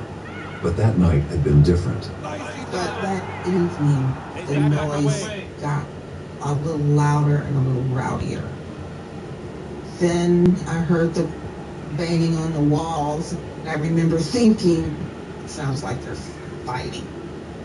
Finally, Mitchell's mother put Detective Panarelli in touch with one of his close friends, Jasmine, and when they spoke to each other, she had some intriguing information for the detective. I know you and Mitchell were very close. Yeah, wow. I know. I'm very sorry. I know it's hard, but hey, listen, I really need your help. Was it for entry or something? I know he didn't just open the door willingly for that boy. Who is that boy? That was his old boyfriend he used to mess with. Mitchell really didn't want to be with him now, so what happened?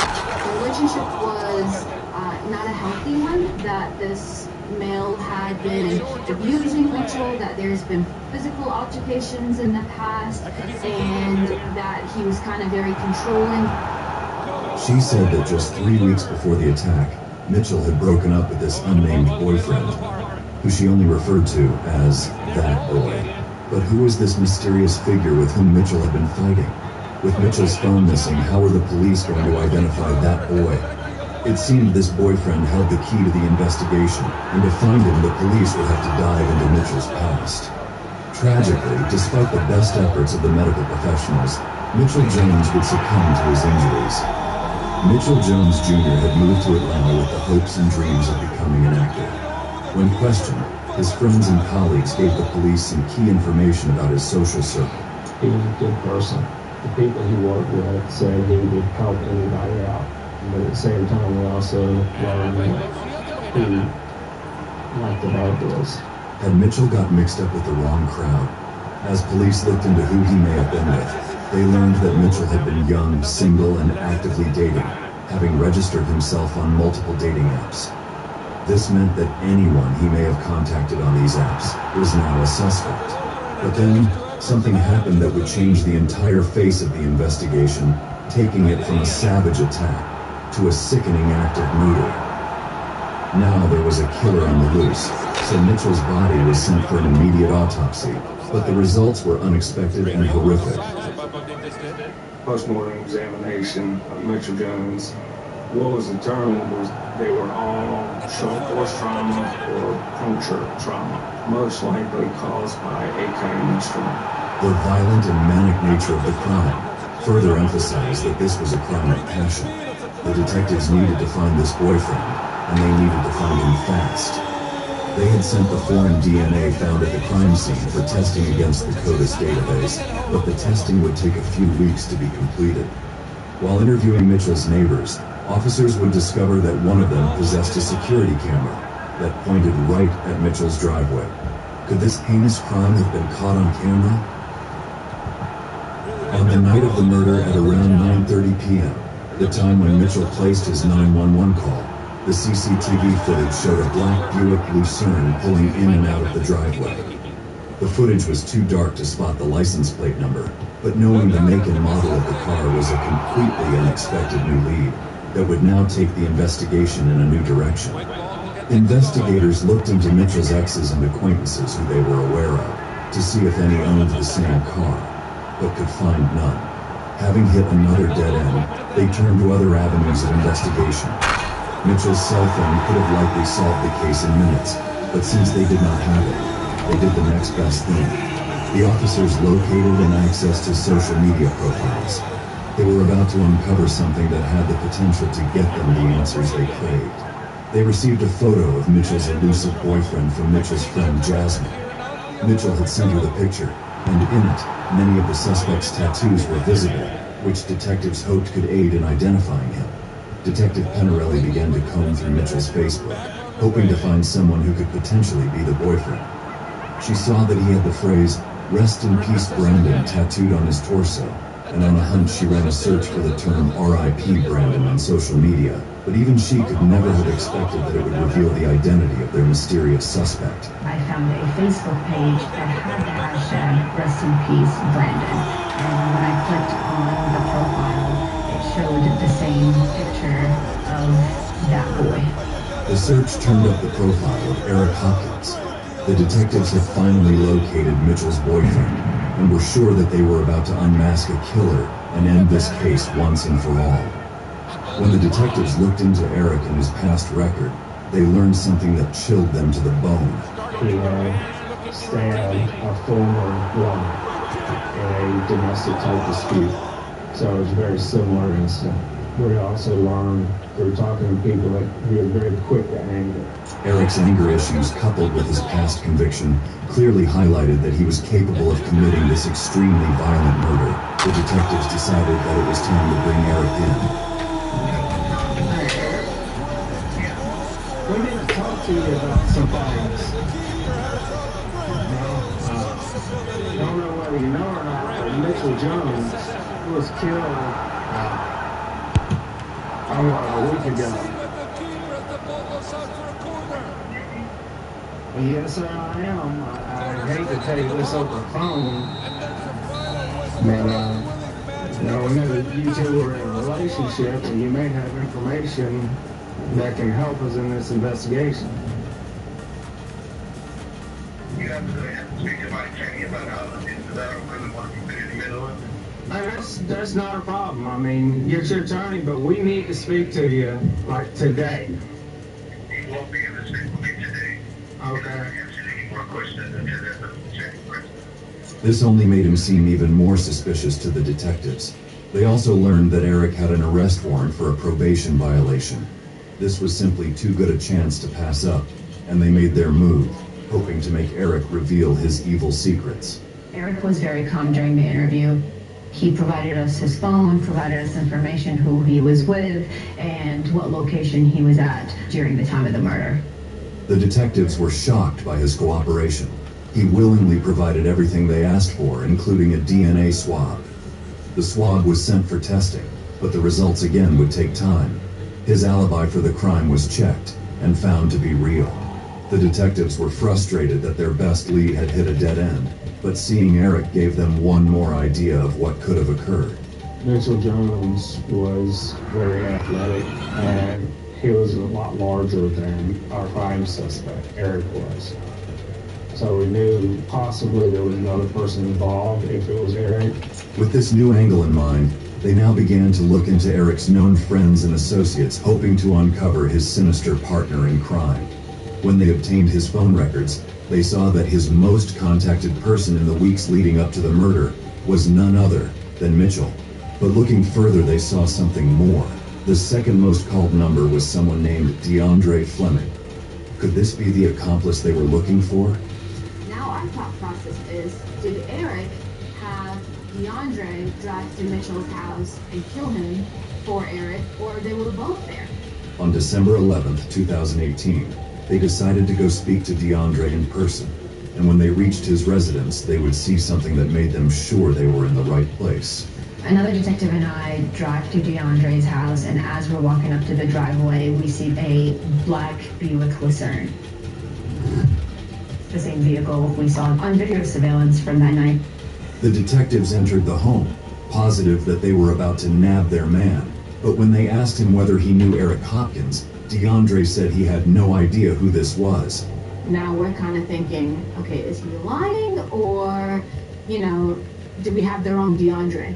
Perplexed, the detectives decided to show him a picture of Eric, wondering if his reaction would betray his lies. But what DeAndre did next was something they never saw coming. Right as he saw the picture, he said, "Oh, I played video game with that guy," and immediately recognized him. They realized that even though DeAndre and Eric played video games together, their number had only connected because he used his phone as a Wi-Fi hotspot. While this cleared DeAndre of any suspicion, it had also set the detectives back again. Their prime suspect and his most likely accomplice both now seemed to have no evidence pointing towards their involvement. But just when the detectives were losing hope, they got back crucial evidence that they hoped would crack the entire case wide open. 3 months after Mitchell's murder, the DNA test results from the blood at the front door came back. The blood was not a match to Mitchell, meaning it definitely belonged to the killer. But just as the detectives were getting their hopes up, they would be dashed again when they discovered something shocking. The test results showed that the blood was not a match for Eric Hopkins. Their prime suspect was cleared. There were also no matches in the CODIS database, meaning now they had no new leads to follow. At this point, I feel very upset because I thought we were so close. There was a lot of time put into finding Eric Hopkins and then learning that he's not the suspect. That was very frustrating because now I knew we had to start from zero. At this time, detectives Penarelli and Grimstead would often discuss the case with other detectives within the unit, hoping someone would be able to sniff out a new lead. One of these was Special Agent David Ricey. Now looking for new avenues of investigation, the detectives decided to pivot. They had received Mitchell's cell phone records, and they decided to see if they could use these to track down where his phone could be, as they hoped they could retrieve data from the phone that would point them towards a new suspect. What we found is the last known location based off of pings and based off of cell site data was in downtown Atlanta. That's very telling to us. How did the phone get there? Did the offender just throw it out the window? Did the offender take it back to his house? The location of the phone was narrowed down to a vacant lot in downtown Atlanta. Detective Grimstead, hoping against hope, searched this location. But here too, they turned up empty-handed. Despair was beginning to set in as the detectives wondered if they would ever solve this case. So it is very disheartening. I'm running out of information. Everything seemed to be coming up empty. With every passing day, the case seemed closer to going cold. But then, just when all hope seemed lost, a revolutionary new technology gave the detectives a glimmer of hope.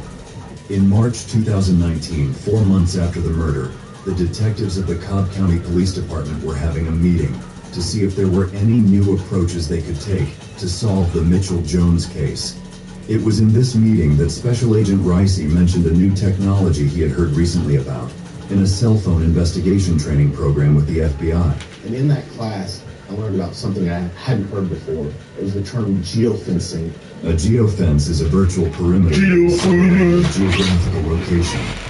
If the location and timing of a crime is known, then the investigators can ask technology companies to provide them with the users within this perimeter at that point in time. Every technology company collects end-user data for advertising purposes, and law enforcement is simply exploiting that, saying, hey, give us that information so that we can solve the crime. Our cell phones are a connection to the world around us, and even when they're not in use, they're attempting to utilize the different technology that's around them. Cell towers, whether it's GPS information, whether it's Wi-Fi routers. And what we learned is that cellular carriers as well as Google actually collect some of that data. When cell phone carriers and tech companies collect this data, it holds the location of the devices within that geofence at that time. Now that the detectives had this tool, they decided to apply it to the case of Mitchell Jones Jr. In this case, they already knew the location, as well as the time of the attack, since Mitchell had placed the 911 call himself at 9:30 p.m. They set a virtual perimeter around his house at the time of the murder, and sent requests out to some major companies for their data. So I submit to Apple, Google, and Facebook. Google responded back to us with evidentiary information in this case. Google was the only company to respond at the data, but that would turn out to be sufficient as the cops were about to achieve their biggest breakthrough yet. They now had a list of all the people within 500 feet of Mitchell's home and a 45-minute time range around the murder. Now it was up to them to find the killer. They were able to narrow it down to 4 people who were within the geofence at the time of the murder. After receiving their subscriber information from Google, they began to eliminate these people as suspects one by one. 2 of them were elderly couples, and they lived in that area, on that street. We felt that they just weren't physically capable of committing this type of violence. Of the 2 remaining, one was the right age and physical stature required, but they had no prior criminal history or record. However, the last one left, who had also been closest to Mitchell's house according to the data, was a vastly different case. The last one left had the right criminal background that would fit our opinion. He had prior aggravated assaults and he had prior thefts. His device went into the crime scene, it pinged multiple times, and it left. It fit perfectly. They finally had a new name and a new suspect to look into, Dunta Holmes. This name was about to change the course of their entire investigation. Who is Dante Holmes? Now that they had a name before making any move, the detectives had to be sure that this was their man. So they began to look into every possible way they could connect Dunta to the crime. We learned that he had a criminal history of prior aggravated assaults and he had prior thefts. And so he fit a potential offender of a crime such as this. They already had the geofence data that placed him near the scene of the crime. Next, they looked at his family and known associates and made a shocking discovery. And I learned that his mother also owned a vehicle certain of his car he drove all the time. The evidence was stacking up nicely against Dante. Next, they looked into his phone's location history, and what they found would only further implicate him in this most gruesome of crimes. Dante Holmes' cell phone gave us basically the route he took to go to the murder scene and leave the murder scene. They also found a photo on his cloud storage that had been uploaded on the night of the murder that all but sealed the deal. In it, Dante appeared to have a bandaged foot, and detectives were almost certain that this was where the blood near the front door had come from. With so much evidence all pointing to Dante, the investigators rushed to bring him in for an interrogation. But they could not have anticipated how the interrogation would unfold. On April 12, 2019, almost 5 months after the murder, Dante Holmes was arrested and brought in for an interrogation. He agreed to speak to the detectives without an attorney. He also agreed to give a DNA sample for testing, which the detectives collected. Then they began to question Dante. What I want to talk to you about is Mitchell Jones. Do you know Mitchell Jones? There would be no reason for your phone to be at Mitchell Jones' house. No reason whatsoever. And if I told you that was not the correct answer, would you say that it was wrong? You're not being honest with me. Initially, Dante seemed to be calm enough in the interview, giving off the air of someone who knew of no reason why he should be there. But then he admitted to Detective Grimstead that he used to come up to Marietta to meet someone. That's him? That's him? Okay. The name is just a hookup. Or we just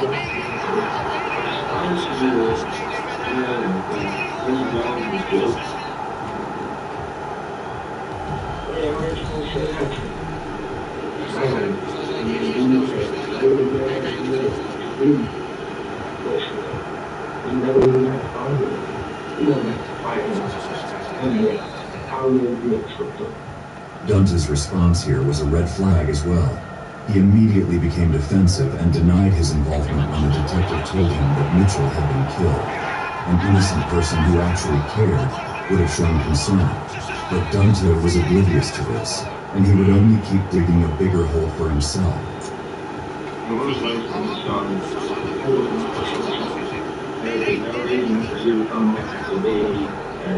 Mr. Williams' house after September. No reason whatsoever. Finally, Detective Grimstead had had enough. Dante had built himself a wall of lies, and now Detective Grimstead was ready to tear it down with every real piece of evidence they had against him. Most of the time when we ask you a question, we know the answers. You say you haven't been there since September.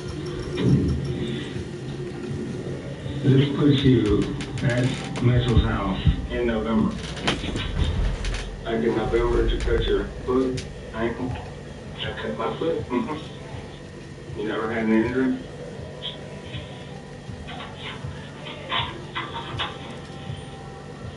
That's yours. That's not yours. Even having been confronted by the evidence the police had against him, Dunta still believed that he was smarter than the detective and could lie his way out of trouble. The detectives pressed on with their questioning, knowing that every lie Dunta told them now would be held against him later in court. Last time we were at Mitchell's house, was there any kind of altercation?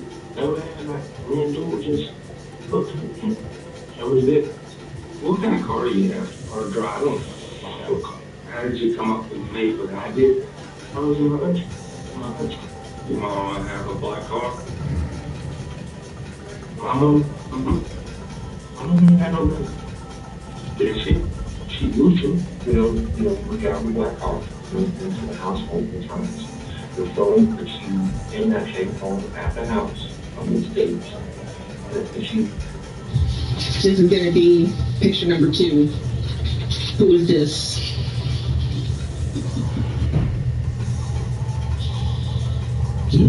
Who's that? And looking at me, I've been wanting you for a long time. You've been on my nerves. So stand up for just a minute. If I'm you, and I'm standing here and I'm asking you a question, I want you to stand just... Sorry to your wife is passed. Oh, God damn it!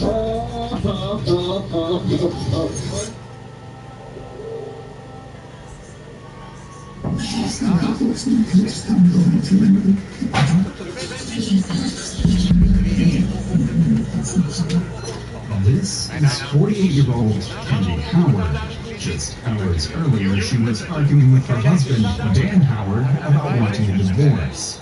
Otherwise, Candy would have received nearly $1 million from the marital assets. But that would never happen, because 4 days after this footage, officers find Candy dead in what looks like a self-inflicted tragedy. In my pocket. She was in the bathtub. Yep. No hurt you. Police don't yet fully realize is that the scene has been meticulously staged by Dan himself. He is a former state trooper who knows exactly how to manipulate a crime scene. And even though officers find troubling clues that are suspicious, it doesn't matter, because Dan will get away with murder. Yeah, he's upset, but it's not really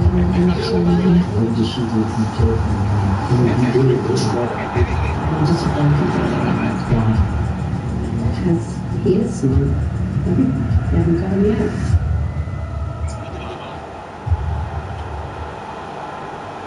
It's the night of January 29th, and Candy had just called the police after a heated argument with Dan over her wanting a divorce. After the welfare check that night, officers arranged for Candy to stay with her parents, hoping it would keep her safe.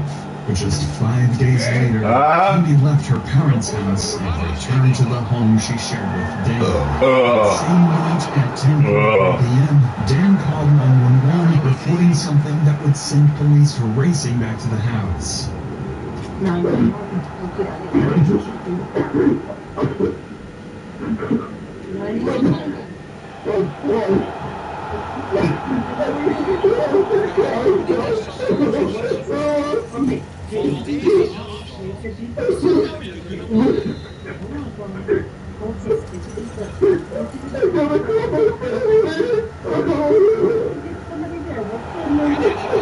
Officers are dispatched immediately after the 911 call, but as soon as they arrive, they realize something is very off.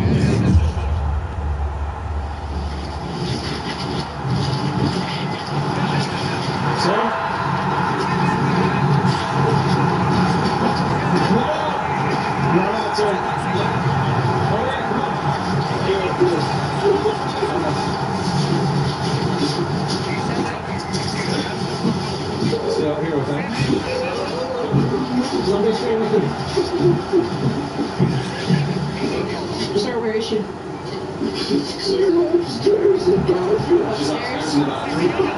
Upstairs in the bathroom.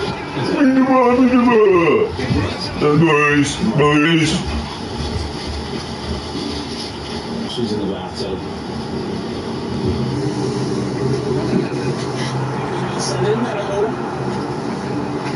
Nope. Nope, no heartbeat. Not seeing anything. Officers found 48-year-old Kendi Howard dead in the bathtub with a gunshot wound to her head. The presumed weapon, a .22 caliber pistol, was recovered from the bottom of the tub, submerged in bloody water. Officers stepped outside to deliver the tragic news to Dan. Hey, Dan. Dan? Dan? Hey, Dan, I'm Deputy Wheeler. I'm sorry to inform you, but your wife has passed, sir. No, God damn it. Dan, I know this is hard, but when is the last time that you saw your wife alive? Did you call 911 when you heard the gunshot? No. Okay. I didn't. Oh, no. Help us out with the content, right?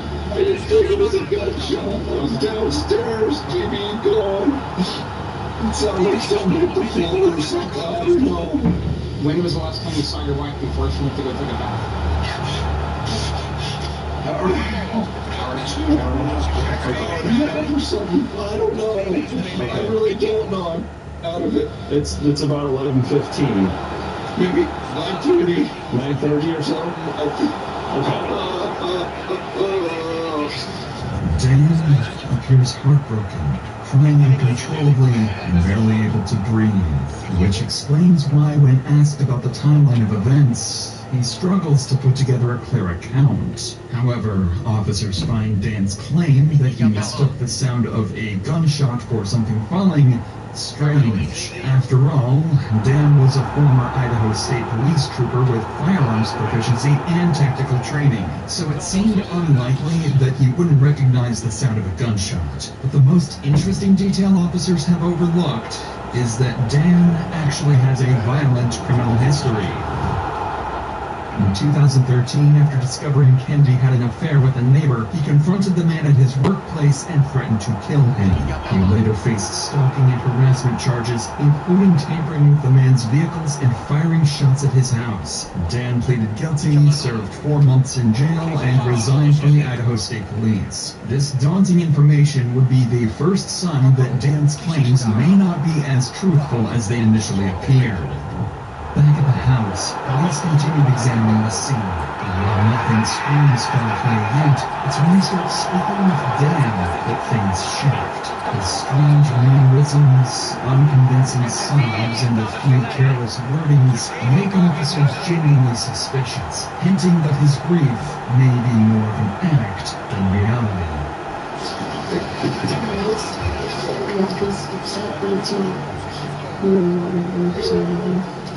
He's freaking out and like gagging, but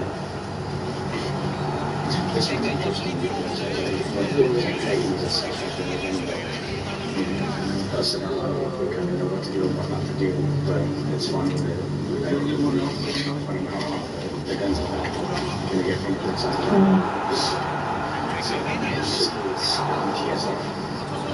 my mom, she was asking me, like, well, what are we doing? And then he was like, that's a stupid question, I should never. Officers noticed Dan making sobbing noises and covering his face, yet no tears were ever visible. To make matters more complicated, the gun Kendi allegedly used was found submerged in the bathtub, making it impossible to confirm through DNA who pulled the trigger. And soon, officers would find more suspicious details inside the house.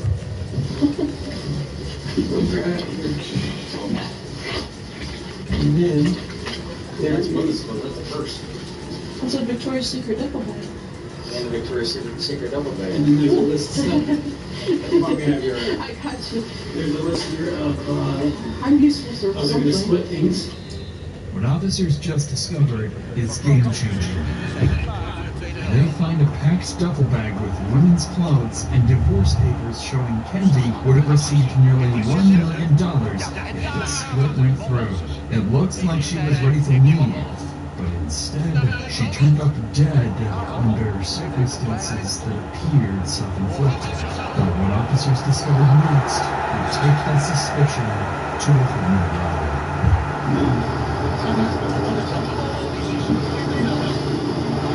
It feels like it might still be a little long.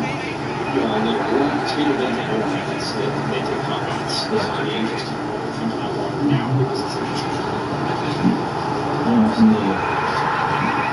The bubbles are still. It's kind of looks like it's full of crash. You got the bubbles and all that stuff in the pictures. Yeah, because the bubbles are still they're popping right now. Dan claims that Kendi went to the bathroom about an hour and a half to 2 hours earlier, and by that time, the bubbles should have already disappeared. This suggested that the bathtub had been filled recently, contradicting Dan's timeline. Additionally, there is almost no blood in the water despite a point-blank gunshot wound, the dryer running with freshly washed items, and no clothes anywhere in the bathroom or bedroom. If Kendi had walked into that tub, she would have had to cross the house naked, something that made no sense for a woman planning a divorce. Taken together, these details made officers not just suspicious anymore, they now had enough reason to doubt Dan's story. It was time to put him under pressure. Dan was brought back into the house to wait for detectives, and it didn't take long for his behavior to grow even more unusual. What the big cut Here's the deal. Well, show me what the deal is, man. The deal is this is a person who it's not related to them. If you have some park down the street and sit in his car until he's allowed to come in, that's fine. He just can't come to us. Just pull it that way. That's good. Please, I have no problem with that. What's that? Pathetic of all. Not at all, sir. I can't imagine what you're going through right now. Can you drink a water? Hey, you just can't wash your hands. Yeah. Are you both cup coffee? Thank you. I got an entire thermos that I'm sure I'll make it through by the end of shift. Thank you very much, sir. Thanks, officer.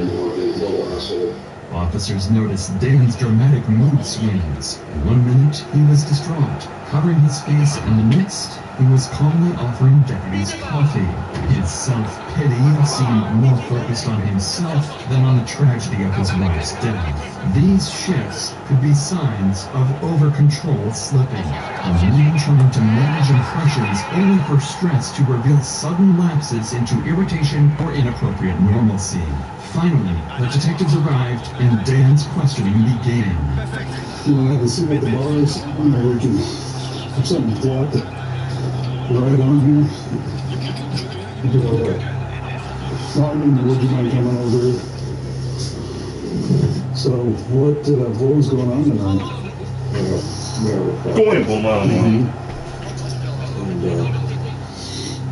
And she flipped when she realized that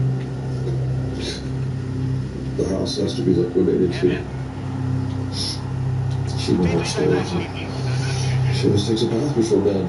That was Sarah got my head in the bathroom and I heard something hit the floor. And sounded like a shot. I don't think it was a shot. Started watching TV, drank a beer, looked at my doors, trying to think, I guess I lost track of time, but I come upstairs.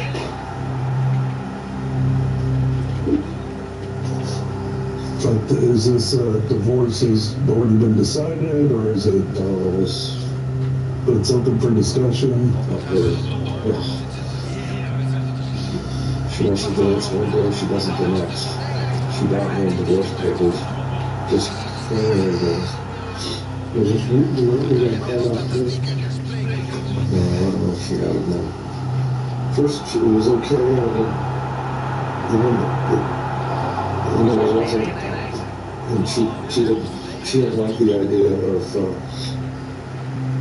liquidating the house down there. Candy had a boyfriend and planned to move in with him. She had already put down a deposit on a house for them. He claimed that Candy didn't want to split the new house with him in the divorce and hoped to keep it for herself. Since the down payment had been made while they were still married, the house was considered a marital asset. However, this didn't make sense if she had taken her own life. In fact, it suggested she was looking forward to the future and was ready to move on. Detectives asked Dan about the gun and how Candy obtained it, but he quickly steered the conversation towards something that would support his version of events instead. Well, I bought that 4 years ago, and I had it in my safe till Sunday. We had the, we'll see this time. We finished it tonight. Well, the last she's going to let me have my safe. I fixed it and I make sure that it was working. So, who did it? Who did it? Where was that? Well, I think I was going to tell her. He's downstairs here. Come on! And she's upstairs with that guy. Waiting for him, so that's what I was kind of looking at. Sure. And I thought,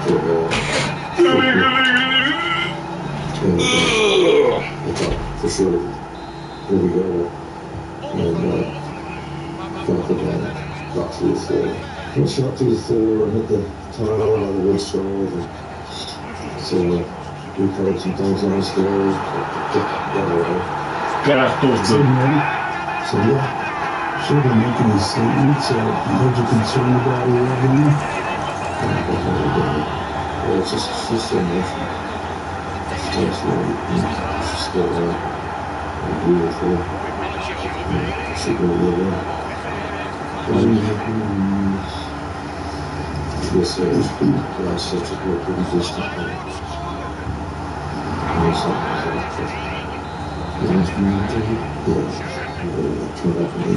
The detectives pressed further, asking if Candy had been cheating on him again. They were aware of the 2013 incident with the neighbor and used these questions to probe for any hidden motives that might point to Dan as the suspect, a way to tie him to the crime. You suspect she's cheating on you?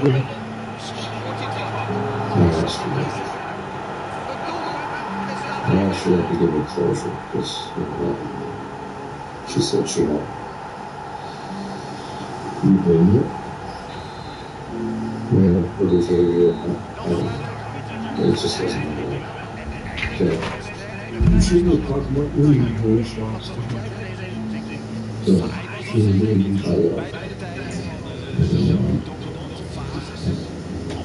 By now, they were growing more suspicious of Dan, but they still didn't have enough to prove his guilt. It seemed like for every question they asked, he had an answer ready, so detectives pressed forward, relying on his cooperation so far and hoping he wouldn't request an attorney. We could understand some of our concerns here. You guys are going through a tough time. Someone ends up deceased. There's only two possible reasons, you understand? Choosing anything and just got to take a look at everything. I haven't touched it. You'll see anything.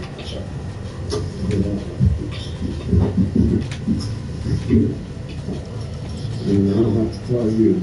It was going to go in as well as you do. So I'm gonna clean my ass today. No. This conversation's gonna be over if we keep thinking more up. You know we gotta ask a question. You know what we do. Dan outright denied any involvement in Candy's death. But detectives were growing increasingly convinced he had a role. There were just too many things that didn't add up. The packed duffel bag, the freshly filled bath, Dan's odd behavior, his criminal past, and most importantly, Kendi's worrying claims from days earlier.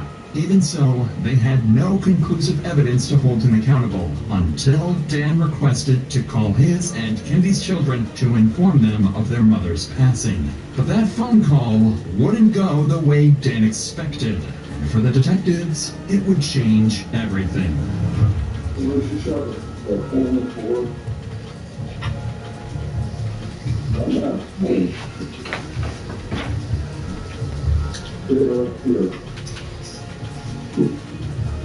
What do you mean you're here?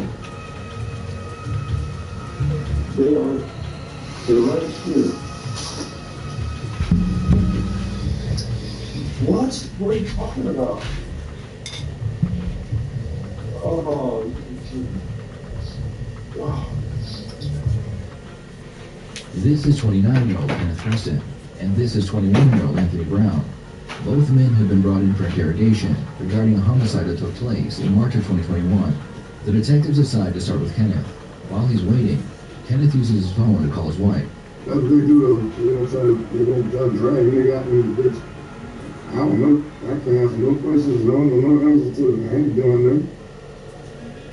So, I don't know. But they need to tighten up, because I want my lawyer and everything else. So, they need to start and do it. They don't do it. And then I know how to tell that as my wife, and you're trying to find out what, you're trying to go out there and see when I'm coming home, because I don't know stand bullshit.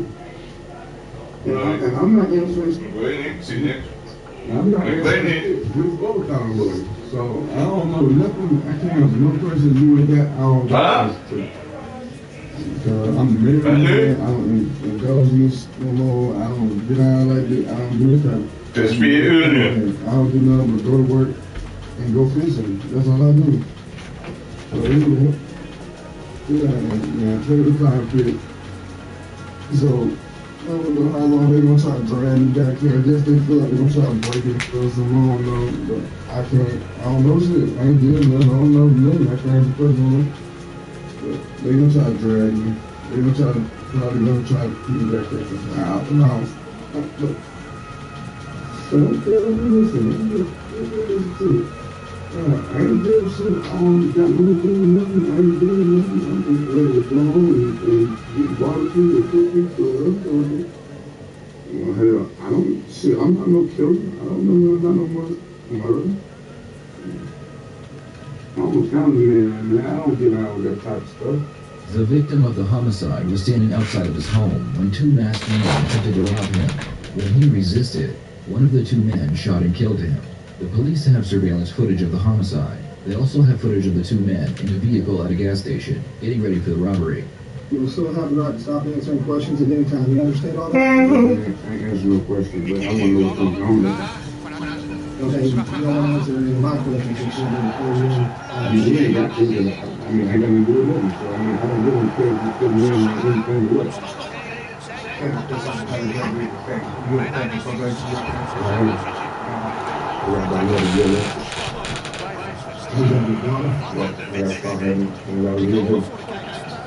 You ain't got to explain it. If you want to try to arrest me and call me or something, don't book me, because I ain't doing nothing. I ain't got nothing to do with nothing. So, I mean, we can cut this short right now. You want to see the business? I don't care about a video. I mean, what you got me in the store? What I got to do in the store?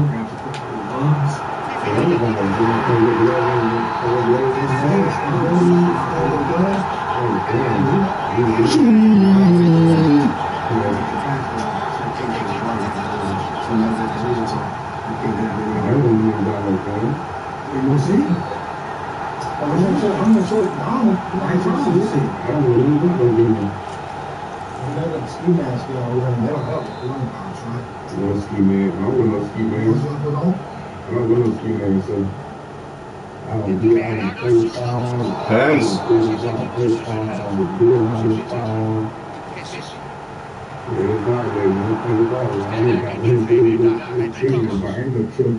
You did. You sent me here for a homicide investigation. Exactly. Exactly. So, you know.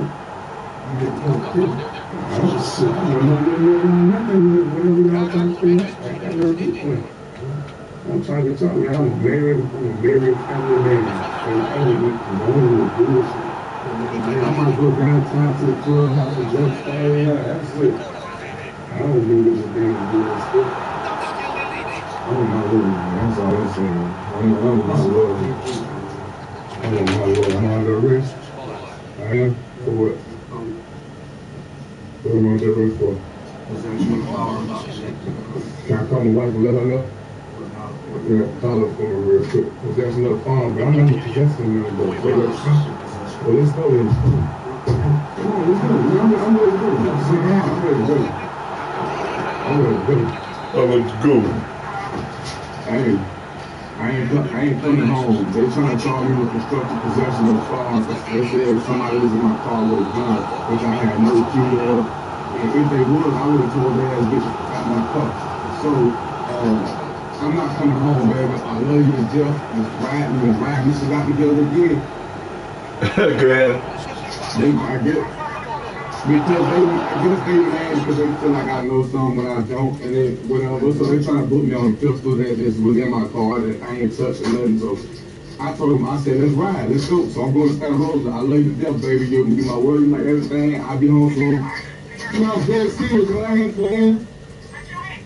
I know they did shit, but because they can't, that's the reason why they bring me on possession. Because I ain't dealing with them, get me on whatever they can get me for. It is what it is, baby. I told him, folks, let's ride, let's go. I love you to death, baby. I can't like get Santa Rosa. They're transporting Kenneth across the street to the local jail. The detectives have to file the paperwork for his arrest. While they're doing that, Kenneth starts to get very angry. I knew y'all was gonna try to, shit. I knew y'all was gonna try to that's why y'all told me to try to coach y'all think I'm stupid. I ain't stupid. This ain't my first rodeo. Y'all mad because I don't know nothing about something y'all want me to know about. Y'all want me to know about something I don't know nothing about. I don't know goddamn about nothing about no gun or nothing. If anything, I told them get out my goddamn car. Let's go. Let's ride. Get me up on this mother. Move. Get me up. Get me trying to beat. Get me from out of here. Y'all wanna play? I wanna play with y'all. Get me from out of here. Let's go. Let's ride. Let's go. Let's ride. Get out of here. Let's go. Back that look. Man up, bitch. Back that look. Man up. Back that look. Man up. I don't know nothing about them. You don't know nothing. So let's ride. Get me out of here. Get me to the county, bitch. Get me to the county. I ain't got no money. Let's ride. Get me out of here. Take me to the county jail. Let's go. Let's ride. Let's ride. Yo, get me out of here. Get me off the street.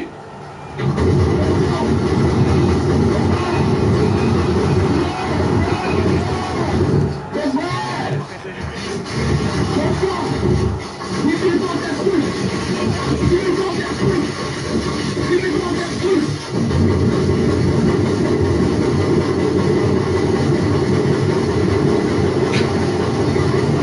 Let's go! Let's ride!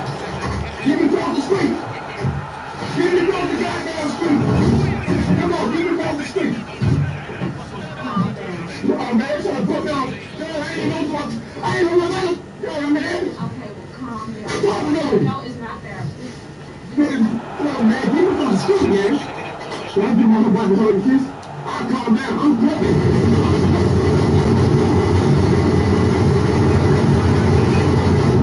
What's wrong with you? All that, man. Hell no. I'm gonna put these on you because you can't act right. It ain't wrong. You wrong. I understand what's wrong. Y'all damn wrong, so I put a gun on the shit. I ain't never no good. When I see my son shoot a gun, I should have never got my gun. That's where you going. I dropped him off. What happened? What happened? They bring you. Settle down. Man, you don't know what happened. I didn't know what happened. You got heated, so calm down. Man, I don't give a fuck what you do. What happened. You don't know what happened. What's wrong, man? Man, get me across the street, man. We still got that picture. Now I'm gonna kiss my wife, man. Let me hug That's right, you can. Let me hug to my wife, and I'll calm down. Let me hug to my wife, and I'll calm down, man. If I do that, I'm going to take it as your word. If not, what am I going to charge here? Am I going to bar? Probably do. No, probably not. Because they're going to violate your fence shit. So you ain't going to get We don't think that is what we just like in the bar, though. We've already talked to you. Sharon knows, I'm trying to figure out how you going to put me on a pistol. Man, I didn't know that. You can see it on the picture. I didn't know He's sitting next to it, and he pulls the magazine out. He's over there checking it, locking it. Pulls the magazine mask down. It's all right together. We got the whole damn thing. Man, you just said you kicked him out of the car. No, I said that's what you just said. No, take no words up because I said, how do you know I didn't tell him to get out my car? Can he get out your car? I don't know what he did. So I said he got to go somewhere. Man, listen, that's right, man.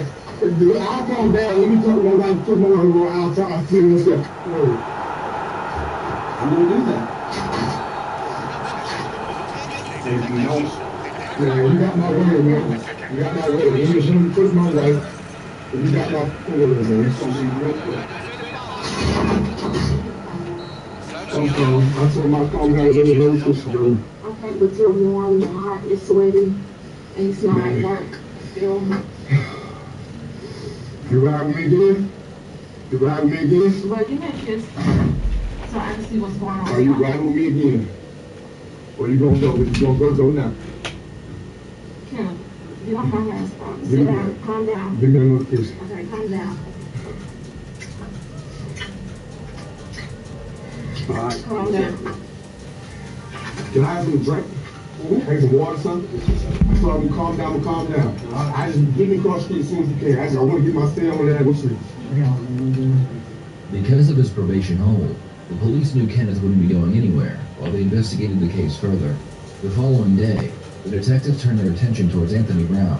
They believe Anthony was the shooter based on the video footage, so now they just need to get him to confess. I got you. Where are you working? Right now, I'm not working over there. Okay. Right now, I'm a full-time artist. Okay. Like tattoo artist or what? See that? Rap artist. Rap artist. Your leg broken? No, my right ankle's fractured, and my left ankle, they declared it like severely strong and hard fracture. So much wrong. Right. Like it's strange that they say it's fractured, but they can hold it back. When I have down too long, it's like really throbbing and swelling up. My brother tried to let me walk on something.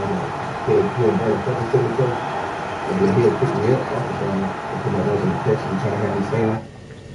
Don't work out. When did the accident happen? Last Friday night, Saturday morning. Anthony is wearing several casts because the day after the murder took place, he was involved in a car accident. And you just, we haven't really been looking for you too terribly hard because we know you ain't going for it because we know about the accident. Yes, sir. But we have been looking for you. I was going to put you on the news tomorrow to try and track you down. Whoa. Okay. So with all that being said, okay, talking to Canada, talking to Stewie, and you being here, in fact, I've got video in different places. Okay, including the Senate crowd. Okay. Nobody's going to keep an eye on her. I got their stories. They're already sitting across the street. Basically, the only question at this time is whether it's a hate crime that's going to get federal, or whether it was just an accident. The detective shows Anthony the footage of the two men at the gas station.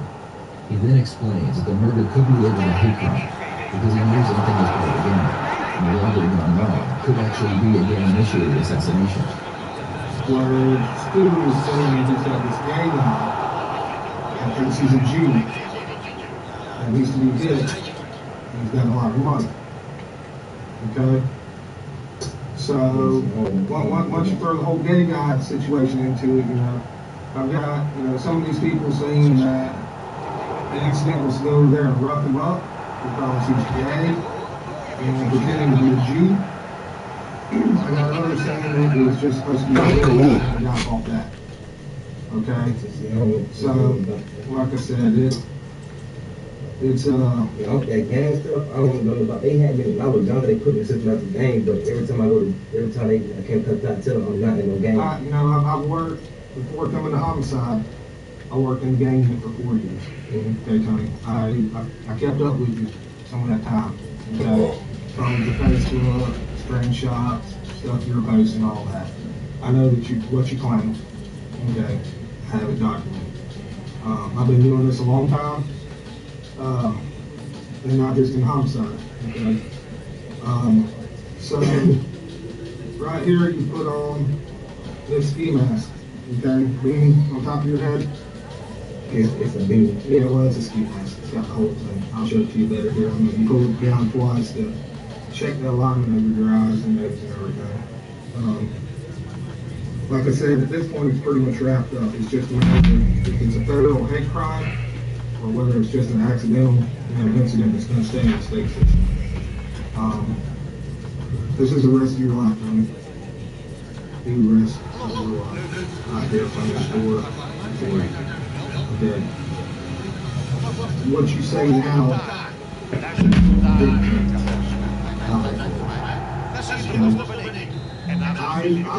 think it was just defense. I was 100% honest. Y'all didn't go there. Okay. Stewie told y'all he had a lot of money. I went there to rip him. He fought that. They're in the struggle with okay. I know that. Like I said, I've already talked to you. I got video of the house. Okay. I got pin scores on my hand. I'll show you that video. Good English, and then I seen this video, we're sitting in the passenger seat, and we're loading it. Put it on your hoodie, your little tree hoodie, and then it's on video over there at the house. And take the break, and back in the car. Okay. Just so you know I'm not bullshit. I mean, you were there, I see it on video, but you know. We can't really argue this. Federal probation, federal judges, he's already signed a zero. I'm sure you've seen on jail, you've got United States Marshals hold on. So, Kenneth is in jail with the U.S. Marshals hold on. You got on board down video, on Facebook. You got pictures of it on Facebook. The silver over black, Smith & Wesson, SDV.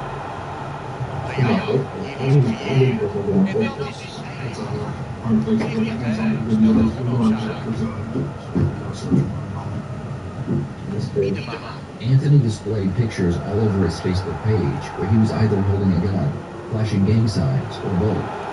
Anthony realizes that they have more than enough evidence against him, and he could potentially face a life sentence for a hate crime. He decides his best option is to tell some of the truth. It's been a long time since they tried a hate crime where a guy was killed because he was gay. So that would probably be an issue. Yeah, see, I didn't know that part about nobody being gay. It really supposed to be a lot of work. Because it's scared. Because I didn't know the last week. I didn't know his name. That was my first time meeting him. He said that the guy got him kicked out of the apartment. He was like, he's going to scare him. So that was the whole point of me scaring him. But I heard, like, I was saying, it was 2 incidents tonight. Thursday morning. But from the club, the drinking drunk, so I was kind of drunk. But I remember the guy saying, Roger grabbed a gun. And you got No, he ran at me and grabbed me. And I was trying to back up. I was trying to back up and run at that. Because I had dropped the book bag in the long grass. And I don't know, I'm not trying to shoot him. I'm not trying to do That's what I told you, man. I don't think y'all were trying to. Y'all were trying to kill him. It wasn't supposed to be a robbery. It was supposed to be shot and killed. I didn't know nobody getting gay. That's why he wasn't supposed to be done. If he ran at me, the guy, the exact words were, Roger go get your gun. I don't know which one was Roger. See, I'm not saying you did. But when he was running at me, he had his hand in his pocket. I don't know if he's trying to find a knife or what. The guy that got shot or the other guy? I guess the one that got shot. Okay. So he ran at me, he grabbed my hand like this. I'm backing up trying to run. Like if there's a camera showing me backing up, I don't know what to do. So that's why I still got some of these questions. So I'll show you the video. Yeah, because I'm trying to back up and run, so I'm like, okay, it's not going to be like this. Another one. See, that's where it ends right here. I wish the video was actually long so you can see like him actually run out at me and grab the gun. I'm trying to pull it back. My fingers in the trigger. This trying to like snatch it all the way out my hand. So I'm still trying to back up and run because the gun don't belong to me and doesn't belong to me. And I'm going to rerun it because I'm going to put that reason for that. So it's supposed to okay, just stand a little bit and let you be done. So he got grabbed the gun and pulled it away from me. And the other dude, and I was just with him, I don't know what other dude.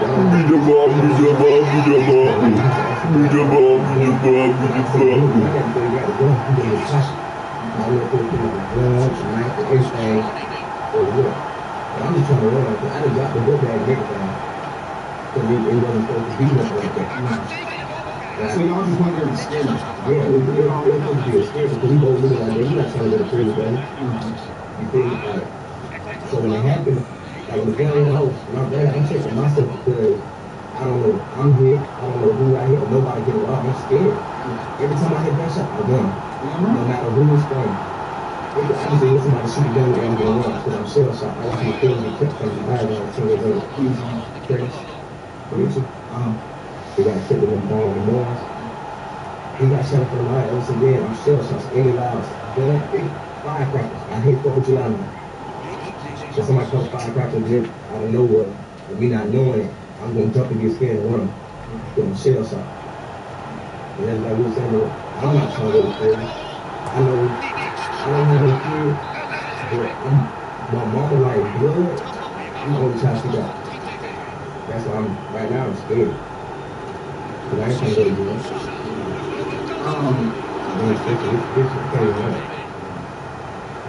So just real quick, now that we kind of got it all off our chest, you feel better now that you got it all off your chest?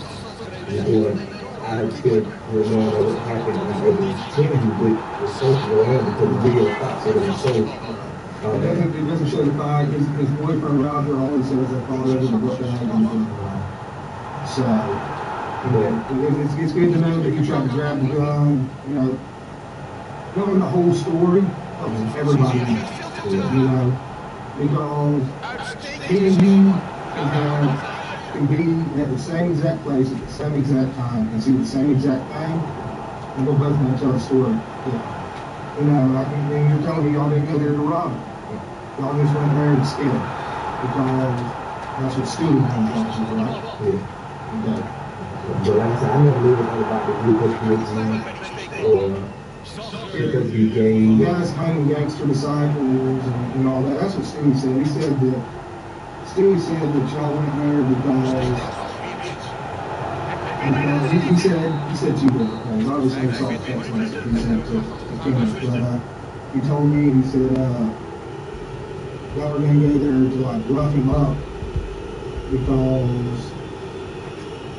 because he's playing with gangster disciples and he's gay. And Kenneth told Stewie to do it, and Stewie said, no, I'm not doing that. And y'all said, okay, we want to do it. Yeah. So, and then he said that he gave Kenneth the information to go there and rob the guy because the guy had robbed him. The gay guy big one. They robbed the student of $2,000.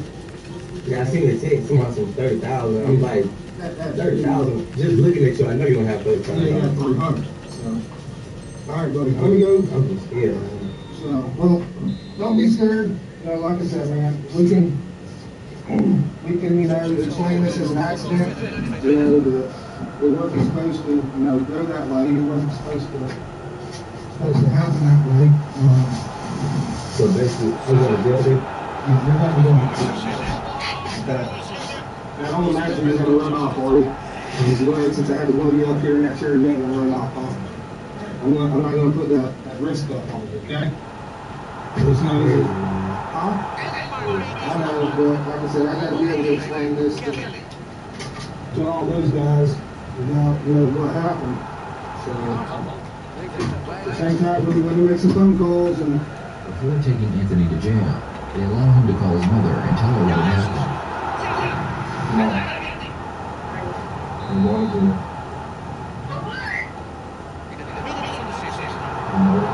Maar die verdediging zat er goed bij.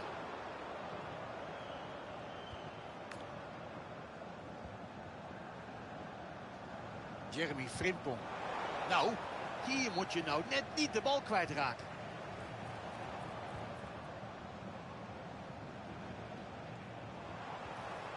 Daar is hulp van een teamgenoot.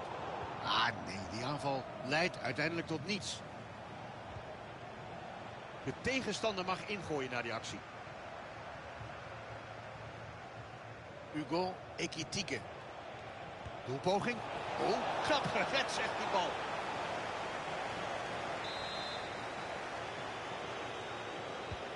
Bal van Leao. En dan vliegt die bal erin, een doelpunt. Ze stonden al met 1 been in een hogere divisie. En nu kan de promotie ze eigenlijk niet meer ontglippen. Ah, wacht eventjes hoor. Zeg nooit zie het, maar eerlijk is eerlijk, dit ziet er heel gezond uit. Hij speelt hem slim. Ja, Ter Stegen zit er heel goed bij. Niet nach bijzijde van Zoals. Die inzet was van heel dichtbij. Hoekschop voorgezet door Leao. Keeper vangt de bal met beide handen.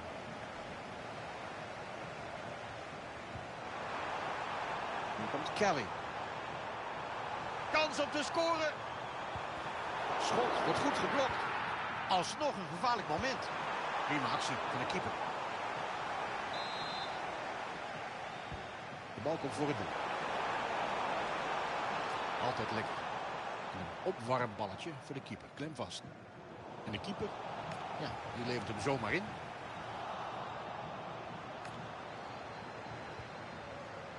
Ze mogen een inworp nemen.